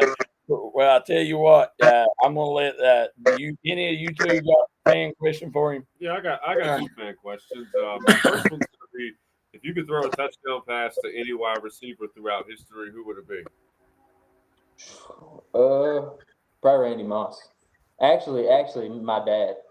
Okay. Fair enough. That's a good choice. And I got one more. If you could attend any sporting event throughout history, which one would it have been? Any Super Bowl, any championship event? Like, if you could have been there live to see it, which one would it have been? Definitely the Seahawks Patriots Super Bowl where the Seahawks threw the ball and picked it off at the. The Malcolm Butler interception. That's a good one. Mine was Super Bowl 51, but that's a really good one as well. That's the second time we've heard Seahawks. Yeah, from players. Now, when you take Randy Moss, he's a mountain boy too, don't you, Landry? Yeah, is he really? Yeah. He's from Charleston, West Virginia. Well, DuPont, but right around Charleston, West Virginia there. He's a stud. Bradley, you got any last questions for him? Yeah, like what's been your favorite memory so far at Leslie County on the field? Favorite memory? I'd say honestly just walking down that hill to a game and looking over, seeing the lights, seeing the fans, bleachers packed. I mean, that just gives me chills every time. I mean, there's nothing like playing a high school football game. There's nothing like it. Yeah, they got beautiful facilities there. I love watching there at Leslie County. We're hoping this year that that we're able to come up and do some of y'all's games. We know y'all's going to be electric and fun to watch. We know we come up there all the time and do basketball, but we got to try to get that football game done, though, Landry. Yeah, y'all gonna come check us out. I mean, our fans get crazy, so it's pretty electric. Nothing like Leslie County, but Landry, I want to thank you for joining us here, man. Always, we're rooting like heck for you. Real quick, tell the folks at home how they can follow you on social media: Twitter, Instagram, Facebook. My Instagram is #1, and then like the #1's the L, and then Landry C, and then Twitter is Landry_Collett, and that's about it. Okay, guys, make sure college recruiters get on this kid. When the rankings come up, we'll see where you're at on the list, Landry. But I'd like to say you're definitely going to be top 3, if not the top spot. So look forward to seeing that. But man, keep us updated, and keep letting us know what you're doing. We're excited to see you here in about a month. Yes, sir. Thanks for having me on the show. All right, thanks, Landry. Landry Collette, guys, Leslie County. Man, I'm telling you, fast too. Oh, he's got some wheels. You guys have no idea. Like this kid's mechanics, he's got next level mechanics. Like, he knows he's got a very high football IQ, and he knows what play to make. Whether it's with his feet, his legs. I mean, he's just a special kid on and off the field. Yeah, absolutely, and like even if they decided they don't want him as a quarterback, like he runs a 4.4, so like he's definitely going to be on the field. Yeah, oh for yeah, something no matter what. No. But I think he's a phenomenal player. You can't teach speed, man. No. When you have that type of speed and athleticism. You know, a lot of times quarterbacks go to college and they don't remain quarterbacks. That doesn't mean they don't make it far. So, you know, one way or the other, I think he's going to find the field somewhere. Absolutely. Guys, we're going to take a quick commercial break. We still got a load of stuff to talk about, including our county of the day coming up next. Come right back and join us here on the Start Up Morning Show. Walters Kia. By now, you know Kia is a great vehicle, and you know they come with a 10-year, 100,000-mile warranty. So why should you buy from Bruce Walters Kia? At Bruce Walters Kia, we're going to change your oil for free for life. And what you do with that money you save is up to you. Come check out the 2022 Kia Carnival and the 2021 Kia Sorento. Only at Bruce Walters Kia in Pikeville. Or shop us online at brucewalterskia.com. Oceana Discount Tobacco today. Nobody can beat Oceana Discount Tobacco's great prices or their great services. You're treated like family from the second you walk through the door. We want to thank Oceana Discount Tobacco for sponsoring today's events. Go follow them on Facebook.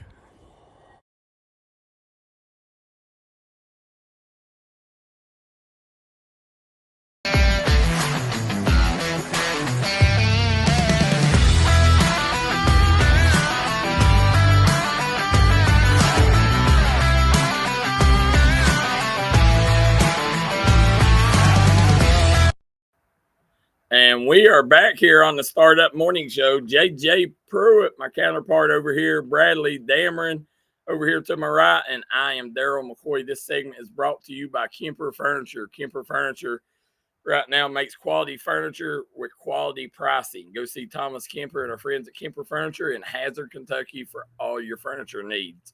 Guys, this segment brings us to our county of the day, JJ, and we've tasked Bradley with that assignment today. So, Bradley, let us know what county and where we're headed. We are headed to Rowan County. Rowan County, Kentucky. Moorhead. Yeah. I mean, and, you know, Rowan County, you know, it's, you know, the population right now of Rowan County is well, as of 2020, you know, the census does change. It was 24,662.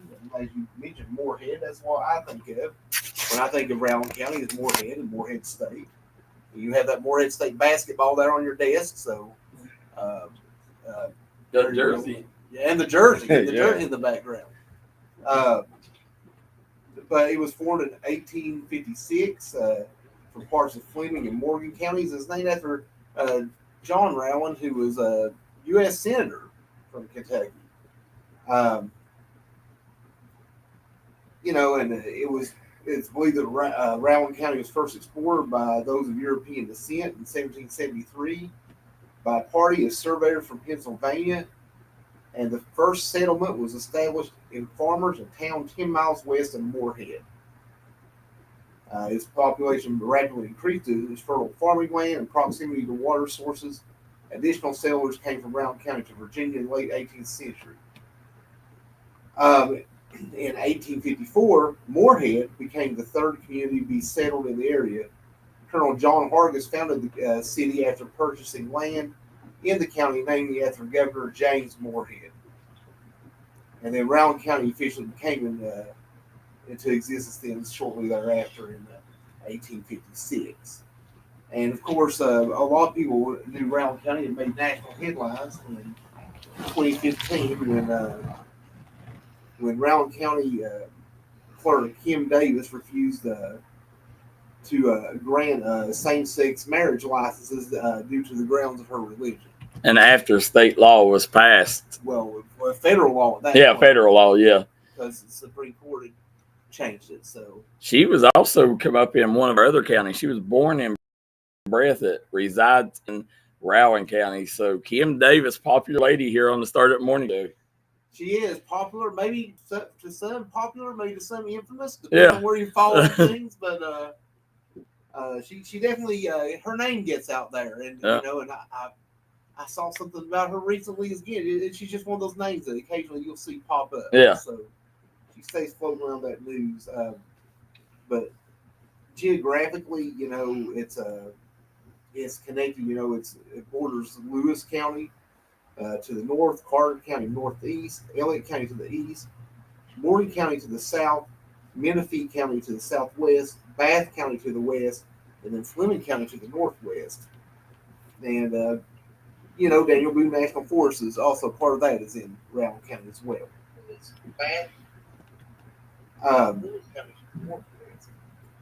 As far as like the geography of it goes, also like it is 286 square miles, and 280 miles of that is land.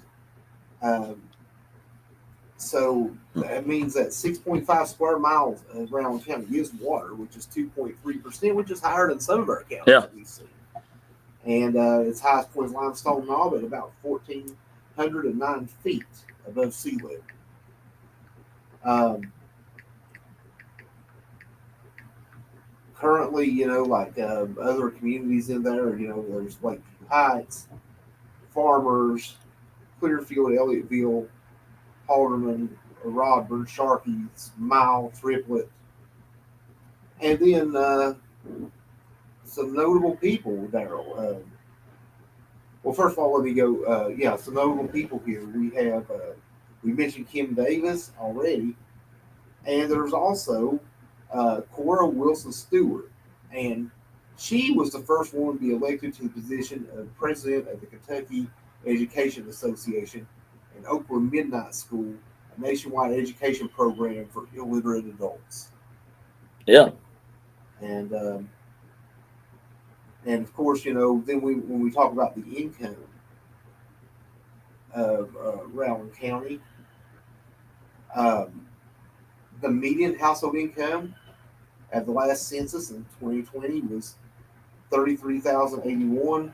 Males had a median income of $26,777, and females had a median income of $20,104. And the per capita income was about $13,888. Oh wow! So, Bradley, let me tell you something I forgot to tell you the other day. So 26,000 for males in Rowan County. Is that what you're saying? 26,777. Yep. That is crazy because I went back and looked up Boone County. Now, Boone County was by far the best median income for males and females, and it's nearly doubled. 56,000 for males, 26,000 for females. Did you ever see Boone County being the most, economically stable county in our coverage area?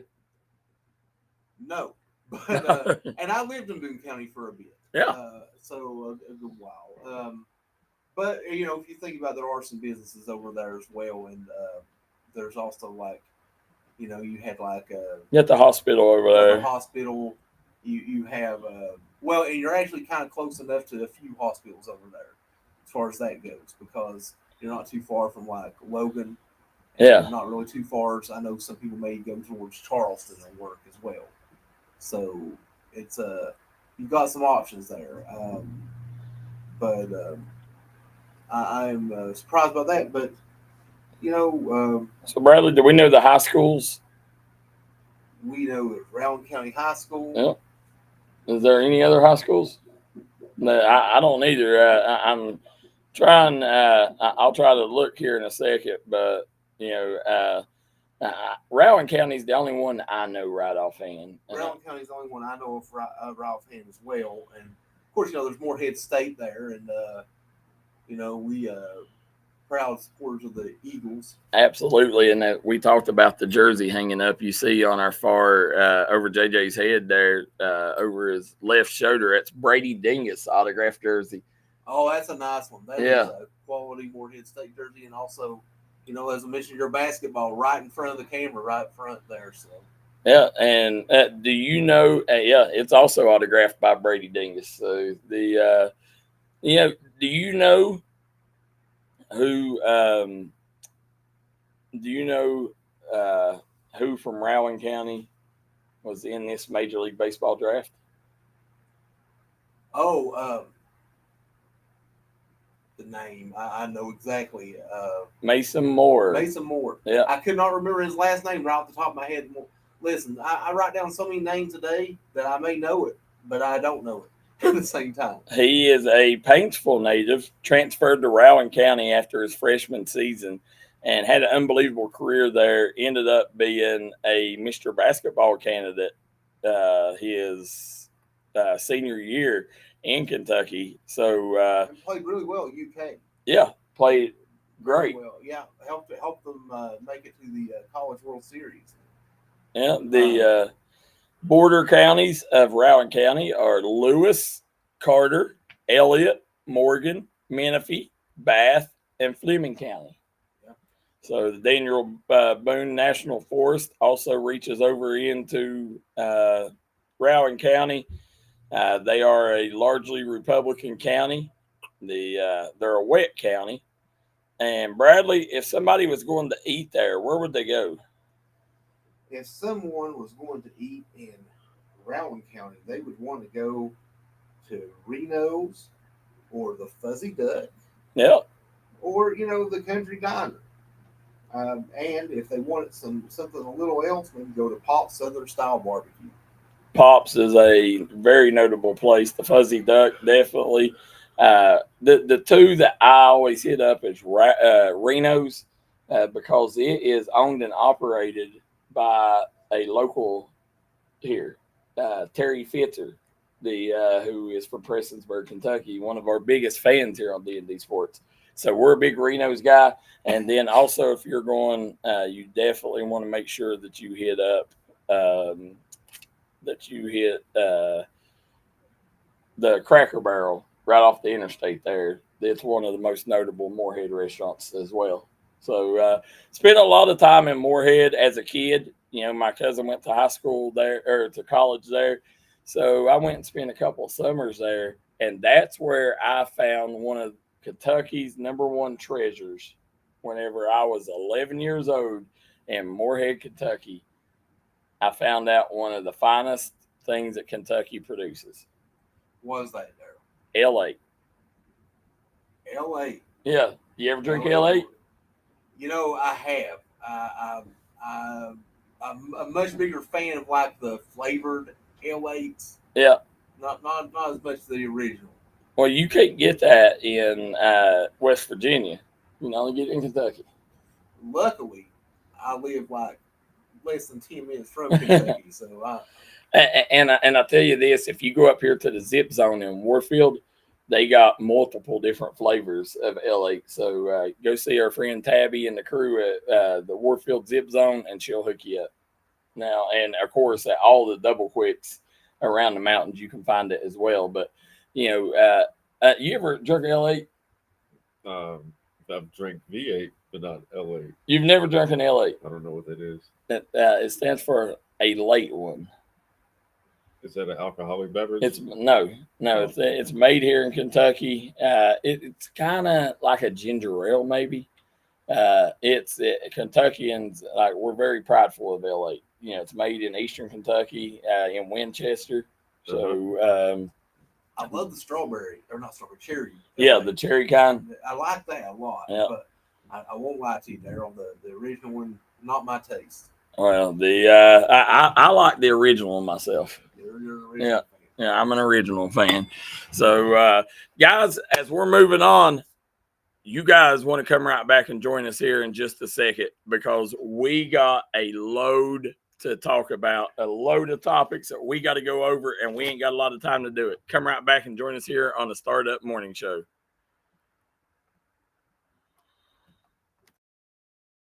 Incorporated Little Flower Clinic announcing help needed. We're seeking donations of gift cards to help us make a difference for our homeless and at-risk patients. Gift cards will be used for new clothing, new underwear, and personal hygiene items. If you're interested in helping, please contact us. Call Kendra Cole at 606-487-9505, extension 342, or mail your gift cards to Little Flower Clinic, 279 East Main Street, Hazard, Kentucky, 41701.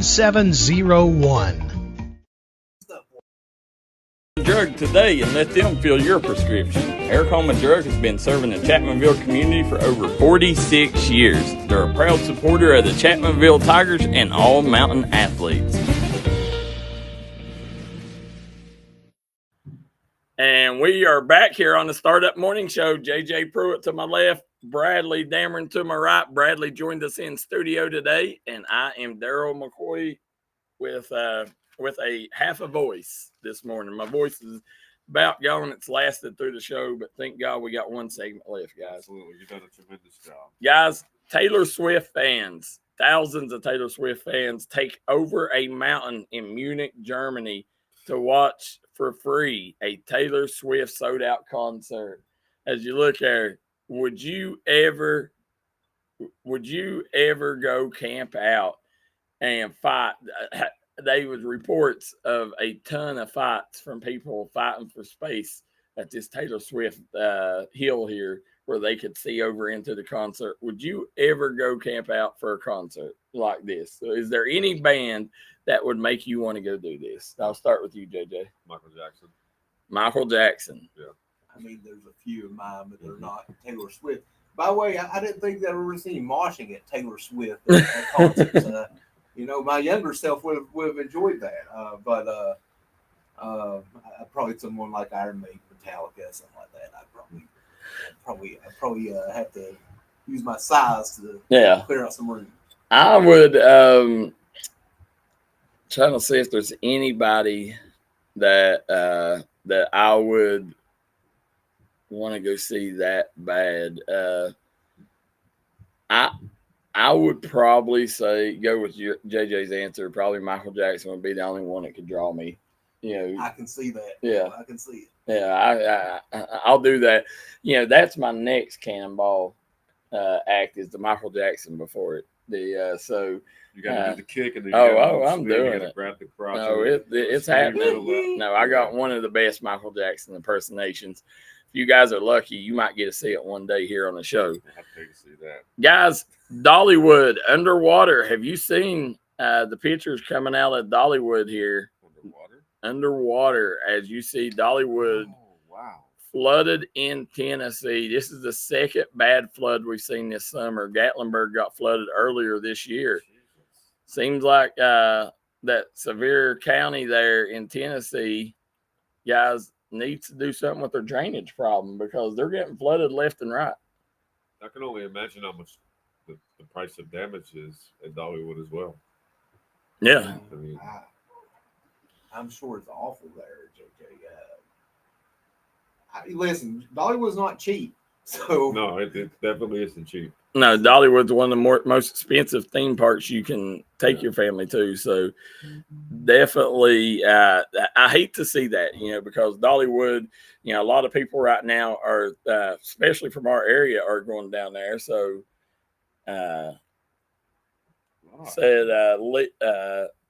there's folks in Germany paid $600 a ticket for that Taylor Swift concert. Well, yeah, my mother just texted me and said one of my cousins is at that concert. Oh, wow. That's insane. Well, she could have got a spot on that hill, JJ, and not paid $600. Yeah. Just have to fight. That's it. You got to fight for your right to party, right? That's exactly right. That's when you bring in the brass nuts. Is that a Beastie Boys classic? Yeah, fight for your right to party. So, but as we said there, guys, also we got a lot to talk about when it comes to transfers. Want to remind people as well. Deadpool versus Wolverine clears breaks a record. $205 million at the box office. Now, I wasn't 100% sure that I was going to go watch this film, but I did hear that my all-time favorite superhero made a cameo appearance, so I think I'm going to have to go see it. Blade. Yes. Yeah, so I'm excited to see that as well. Blade in Deadpool versus Wolverine. This is probably one that I will watch because I've watched Wolverine, the latest Wolverine, and I've watched Deadpool 2, but I've not made it past Deadpool 2. I do love the Deadpool movies, and of course, Hugh Jackman. Someday he's going to have to stop playing Wolverine.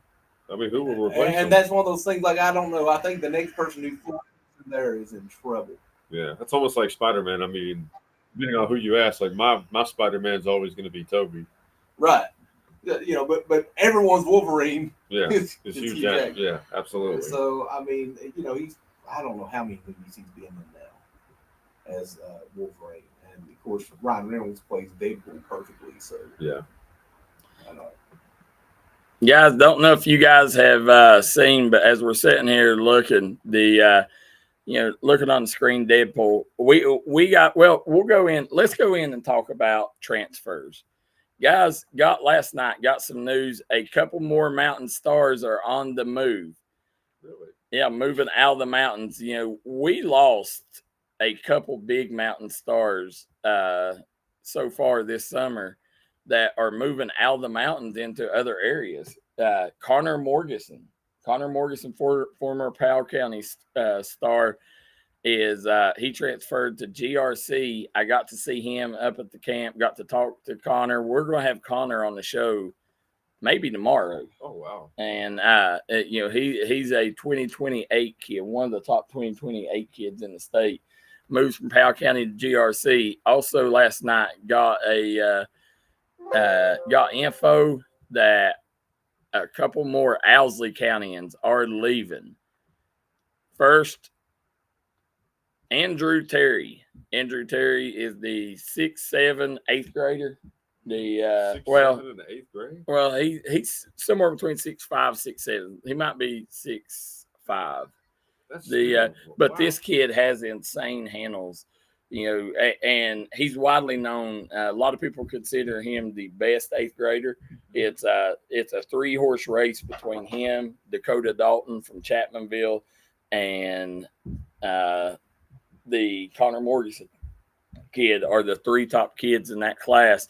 But not only does he go, his sister Addison Terry will head up to Montgomery County, and they're going to be playing for Coach Jason Mays. So I cannot, I can't down them for transferring, because Jason Mays, anytime you get a chance to play for a guy like Jason Mays, you got to take advantage of it.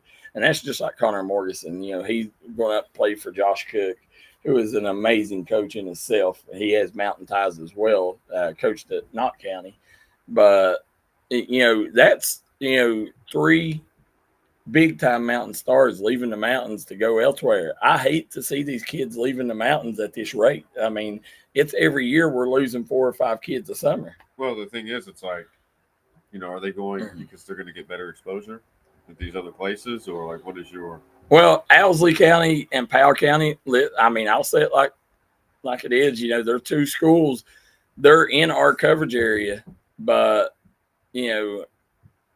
we don't get out there as much, and there's not other media outlets that cover them like they should. So, you don't get to see a lot of Owsley County. You don't get to see a lot of Powell County. So it's 2 8th graders, 2 of the best 8th graders in Eastern Kentucky leaving the mountains, and they're definitely going to get more exposure at Montgomery County and GRC. That's 100% fact. So, we got to do a little bit better by them. But transfer market, Jake Sloan, he's one of my D&D Mountain Elite guys. I've not reached out to Jake, but reports by his teammates that he has told them he will be spending his final year at Wesley Christian. Oh, wow. So, and I think Jake's going there to reclassify. He's wanting to reclassify into the 26 class, which Jake, outstanding young man. I know Jake about as good as any player in the mountains. I spent a lot of time with Jake throughout his career, and comes from good stock. But he's going to go there, play with Saki Sefa, who is one of our AAU players as well. But Jake got a really nice mid-range game, silky smooth jumper. He finishes at the rim well. You know, he'll go there under Mason Hall and he'll thrive these next 2 years and, you know, end up hopefully get the offers he wants. I think big things in store for Jake. So, you know, definitely backing Jake and rooting him on as he heads to the Circuit Riders. And then got news, Betsy Lane. Betsy Lane may have picked up a big recruit. I don't want to mention their name, but yet, because I want to make sure it's final. But also Braden Hall decides to stay at Betsy Lane. He's a sharpshooter, Mason Hall's son, sharpshooter. He was the piece the Bobcats was missing this summer. And now you got Cameron Piente, you got Carter Parsons, Cameron Piente, Isaiah Allen, Braden Hall, Ethan Hammond, and Gavin Combs.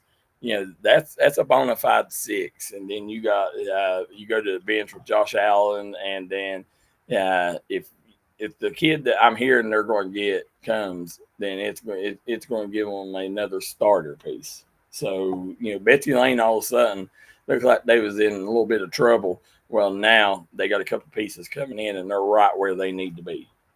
Still maybe the best backcourt in the mountains. Yeah, Betsy Lane. Or in the region. Yeah, in the region. Betsy Lane, you know, I really think they're going to kind of be a bit sneaky this year. Yep. I don't know. People always have them on the front of their mind, and you never know. I mean, I could see them making some noise in the region. And look, if you have a great backcourt, you can play with anyone because that's who controls the tempo for the most part. So, yeah, and it starts with the defense from Parsons and Piente. Yes. Yeah, that really nice duo there. And I'm hearing, I don't know, we may talk about it tomorrow, but I'm hearing that one of the top players in the mountains may be on the move too. So you definitely want to pay attention to that and, you know, keep your ear close to the pavement because if this transfer happens that I'm hearing, you know, it could really change a lot of things in the 15th region and, you know, maybe put a team that people wasn't thinking about up there in the power circle. So be interesting there. Trying to think. There was a couple more that I heard this weekend. You know, I had 6 of them all together. So a lot of kids transferred at the beginning of summer. Now a lot of kids transferring right before school starts, you know, making sure that they're eligible to, you know, play their final year.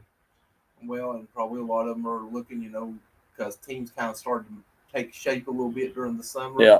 And some of them may think they have a better opportunity somewhere else. Yeah. And so now they've seen how the teams have come together. I mean, that's kind of a natural thing in today's world. The kids are looking to transfer. And I'm not a fan of it, but listen, sometimes you got to do what's best for the kid, right? And that's kind of how I am. I've kind of come around on it a bit over the years. I used to be really against it, but in the last, you know, I don't know, the last 7-8 years or so, I've seen some situations where kids transferred and ended up probably playing at the next level because they went somewhere else. So yeah, it matters. It matters. And like I said, you know, sometimes it ain't got to be a messy divorce. Sometimes it's just best for what's for the school and for the kid. You know, so you know, definitely keep an eye out there. I'm hearing Lawrence County may have picked up a couple from Ohio. We will see how that plays out. Yeah. I mean, because that's a little closer to your neck of woods. We'll see what Bradley can figure out on that. So I'll see what I can round up. Yeah. Also, you know, talking about school going back, we got a list here. Here in the mountains, we got looks like Pike County. It says August 6th, but they're starting August 7th. I do know So there might be some starting on the 6th. I don't know, but I think the majority is starting on the 7th.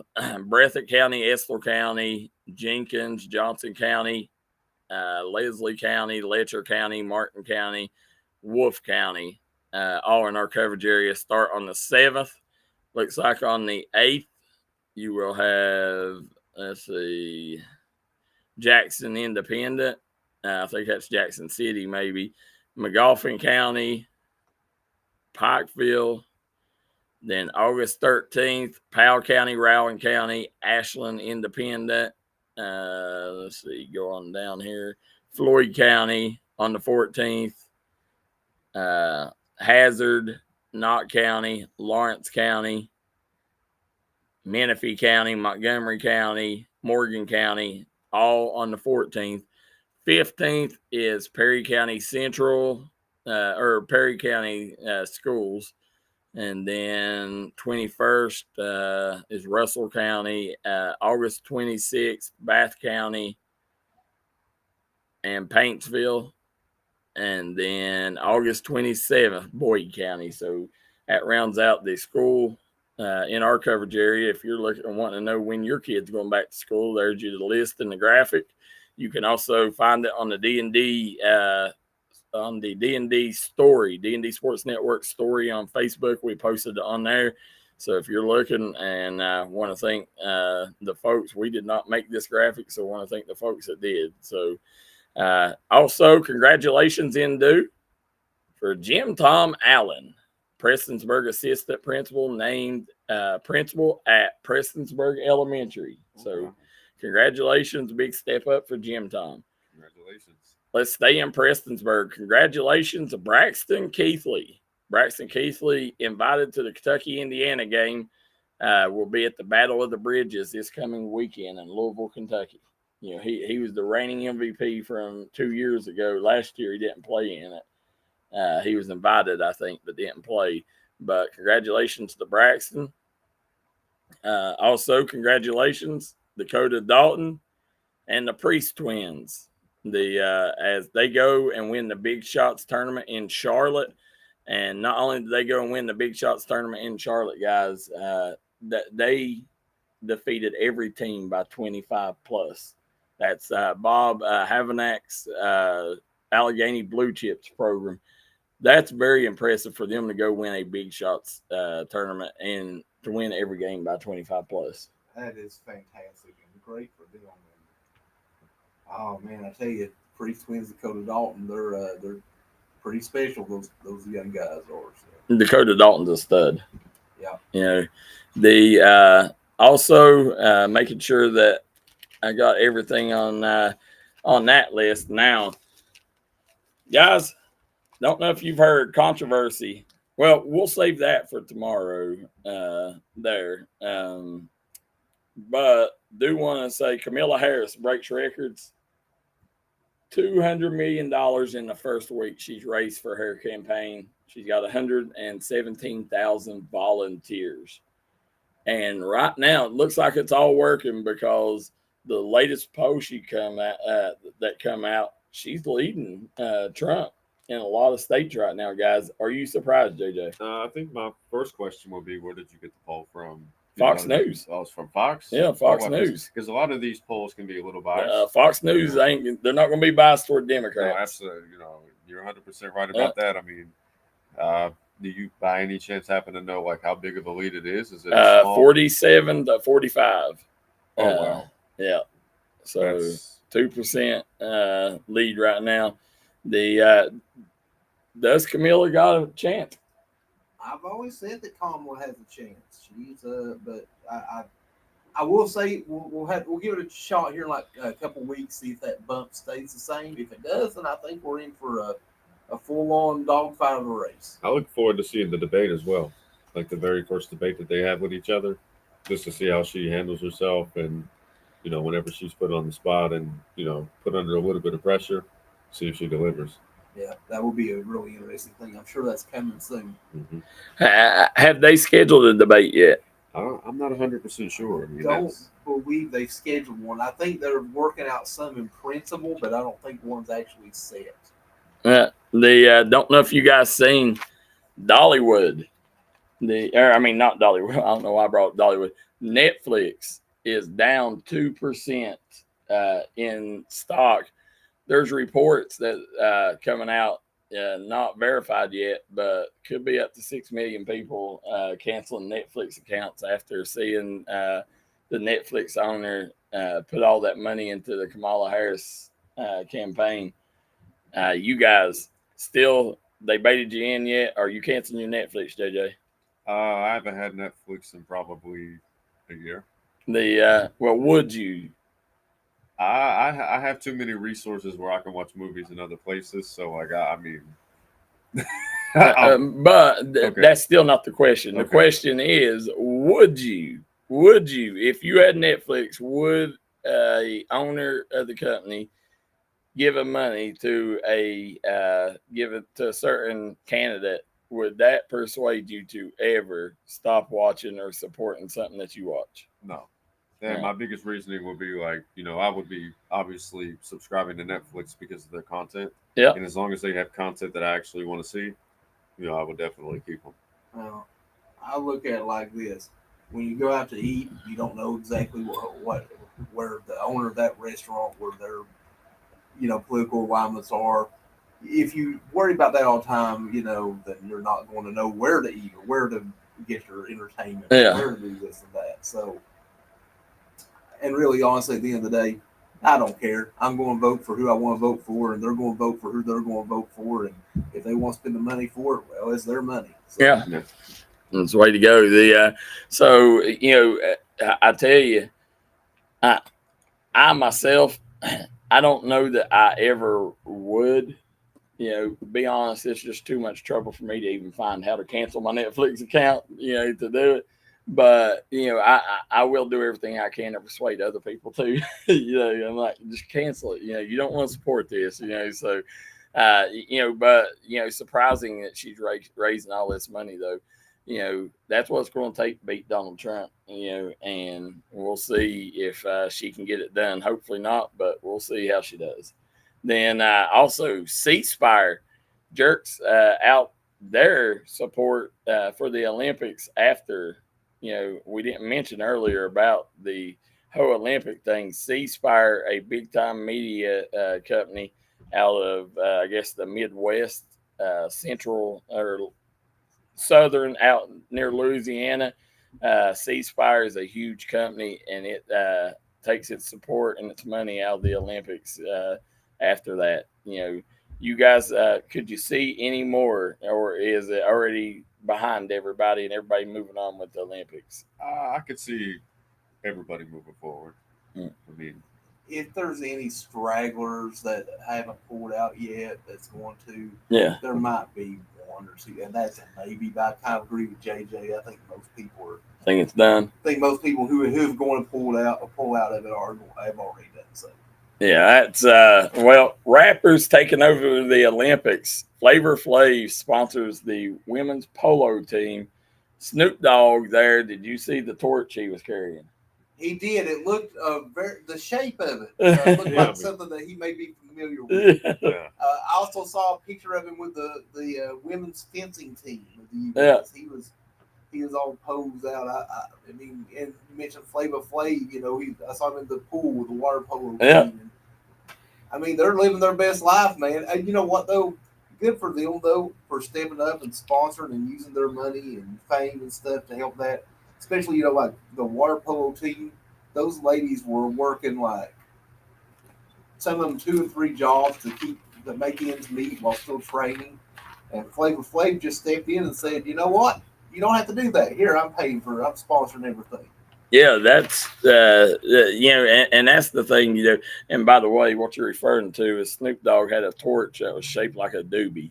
And it was. It was very. Looked like it might have been rolled to be. Yeah. What do you think about it, JJ? I mean, it looked like something that he's held in his hand multiple times in his life. He had the grip. Yeah, he knew how to hold it. He held it with pride as well. There you go. So, guys, again, we still got a bunch of topics we didn't get to today that we'll get to tomorrow. You guys at home are fantastic. We want to thank each and every one of you guys for tuning in. Guys, we may give away some money tomorrow, so you definitely want to come back and join us for that. And we'll work on see who we can get for guests for tomorrow's show. But we want to thank you guys once again for joining in here. Startup Morning Show, starting your morning with us every morning here at the D&D Sports Network.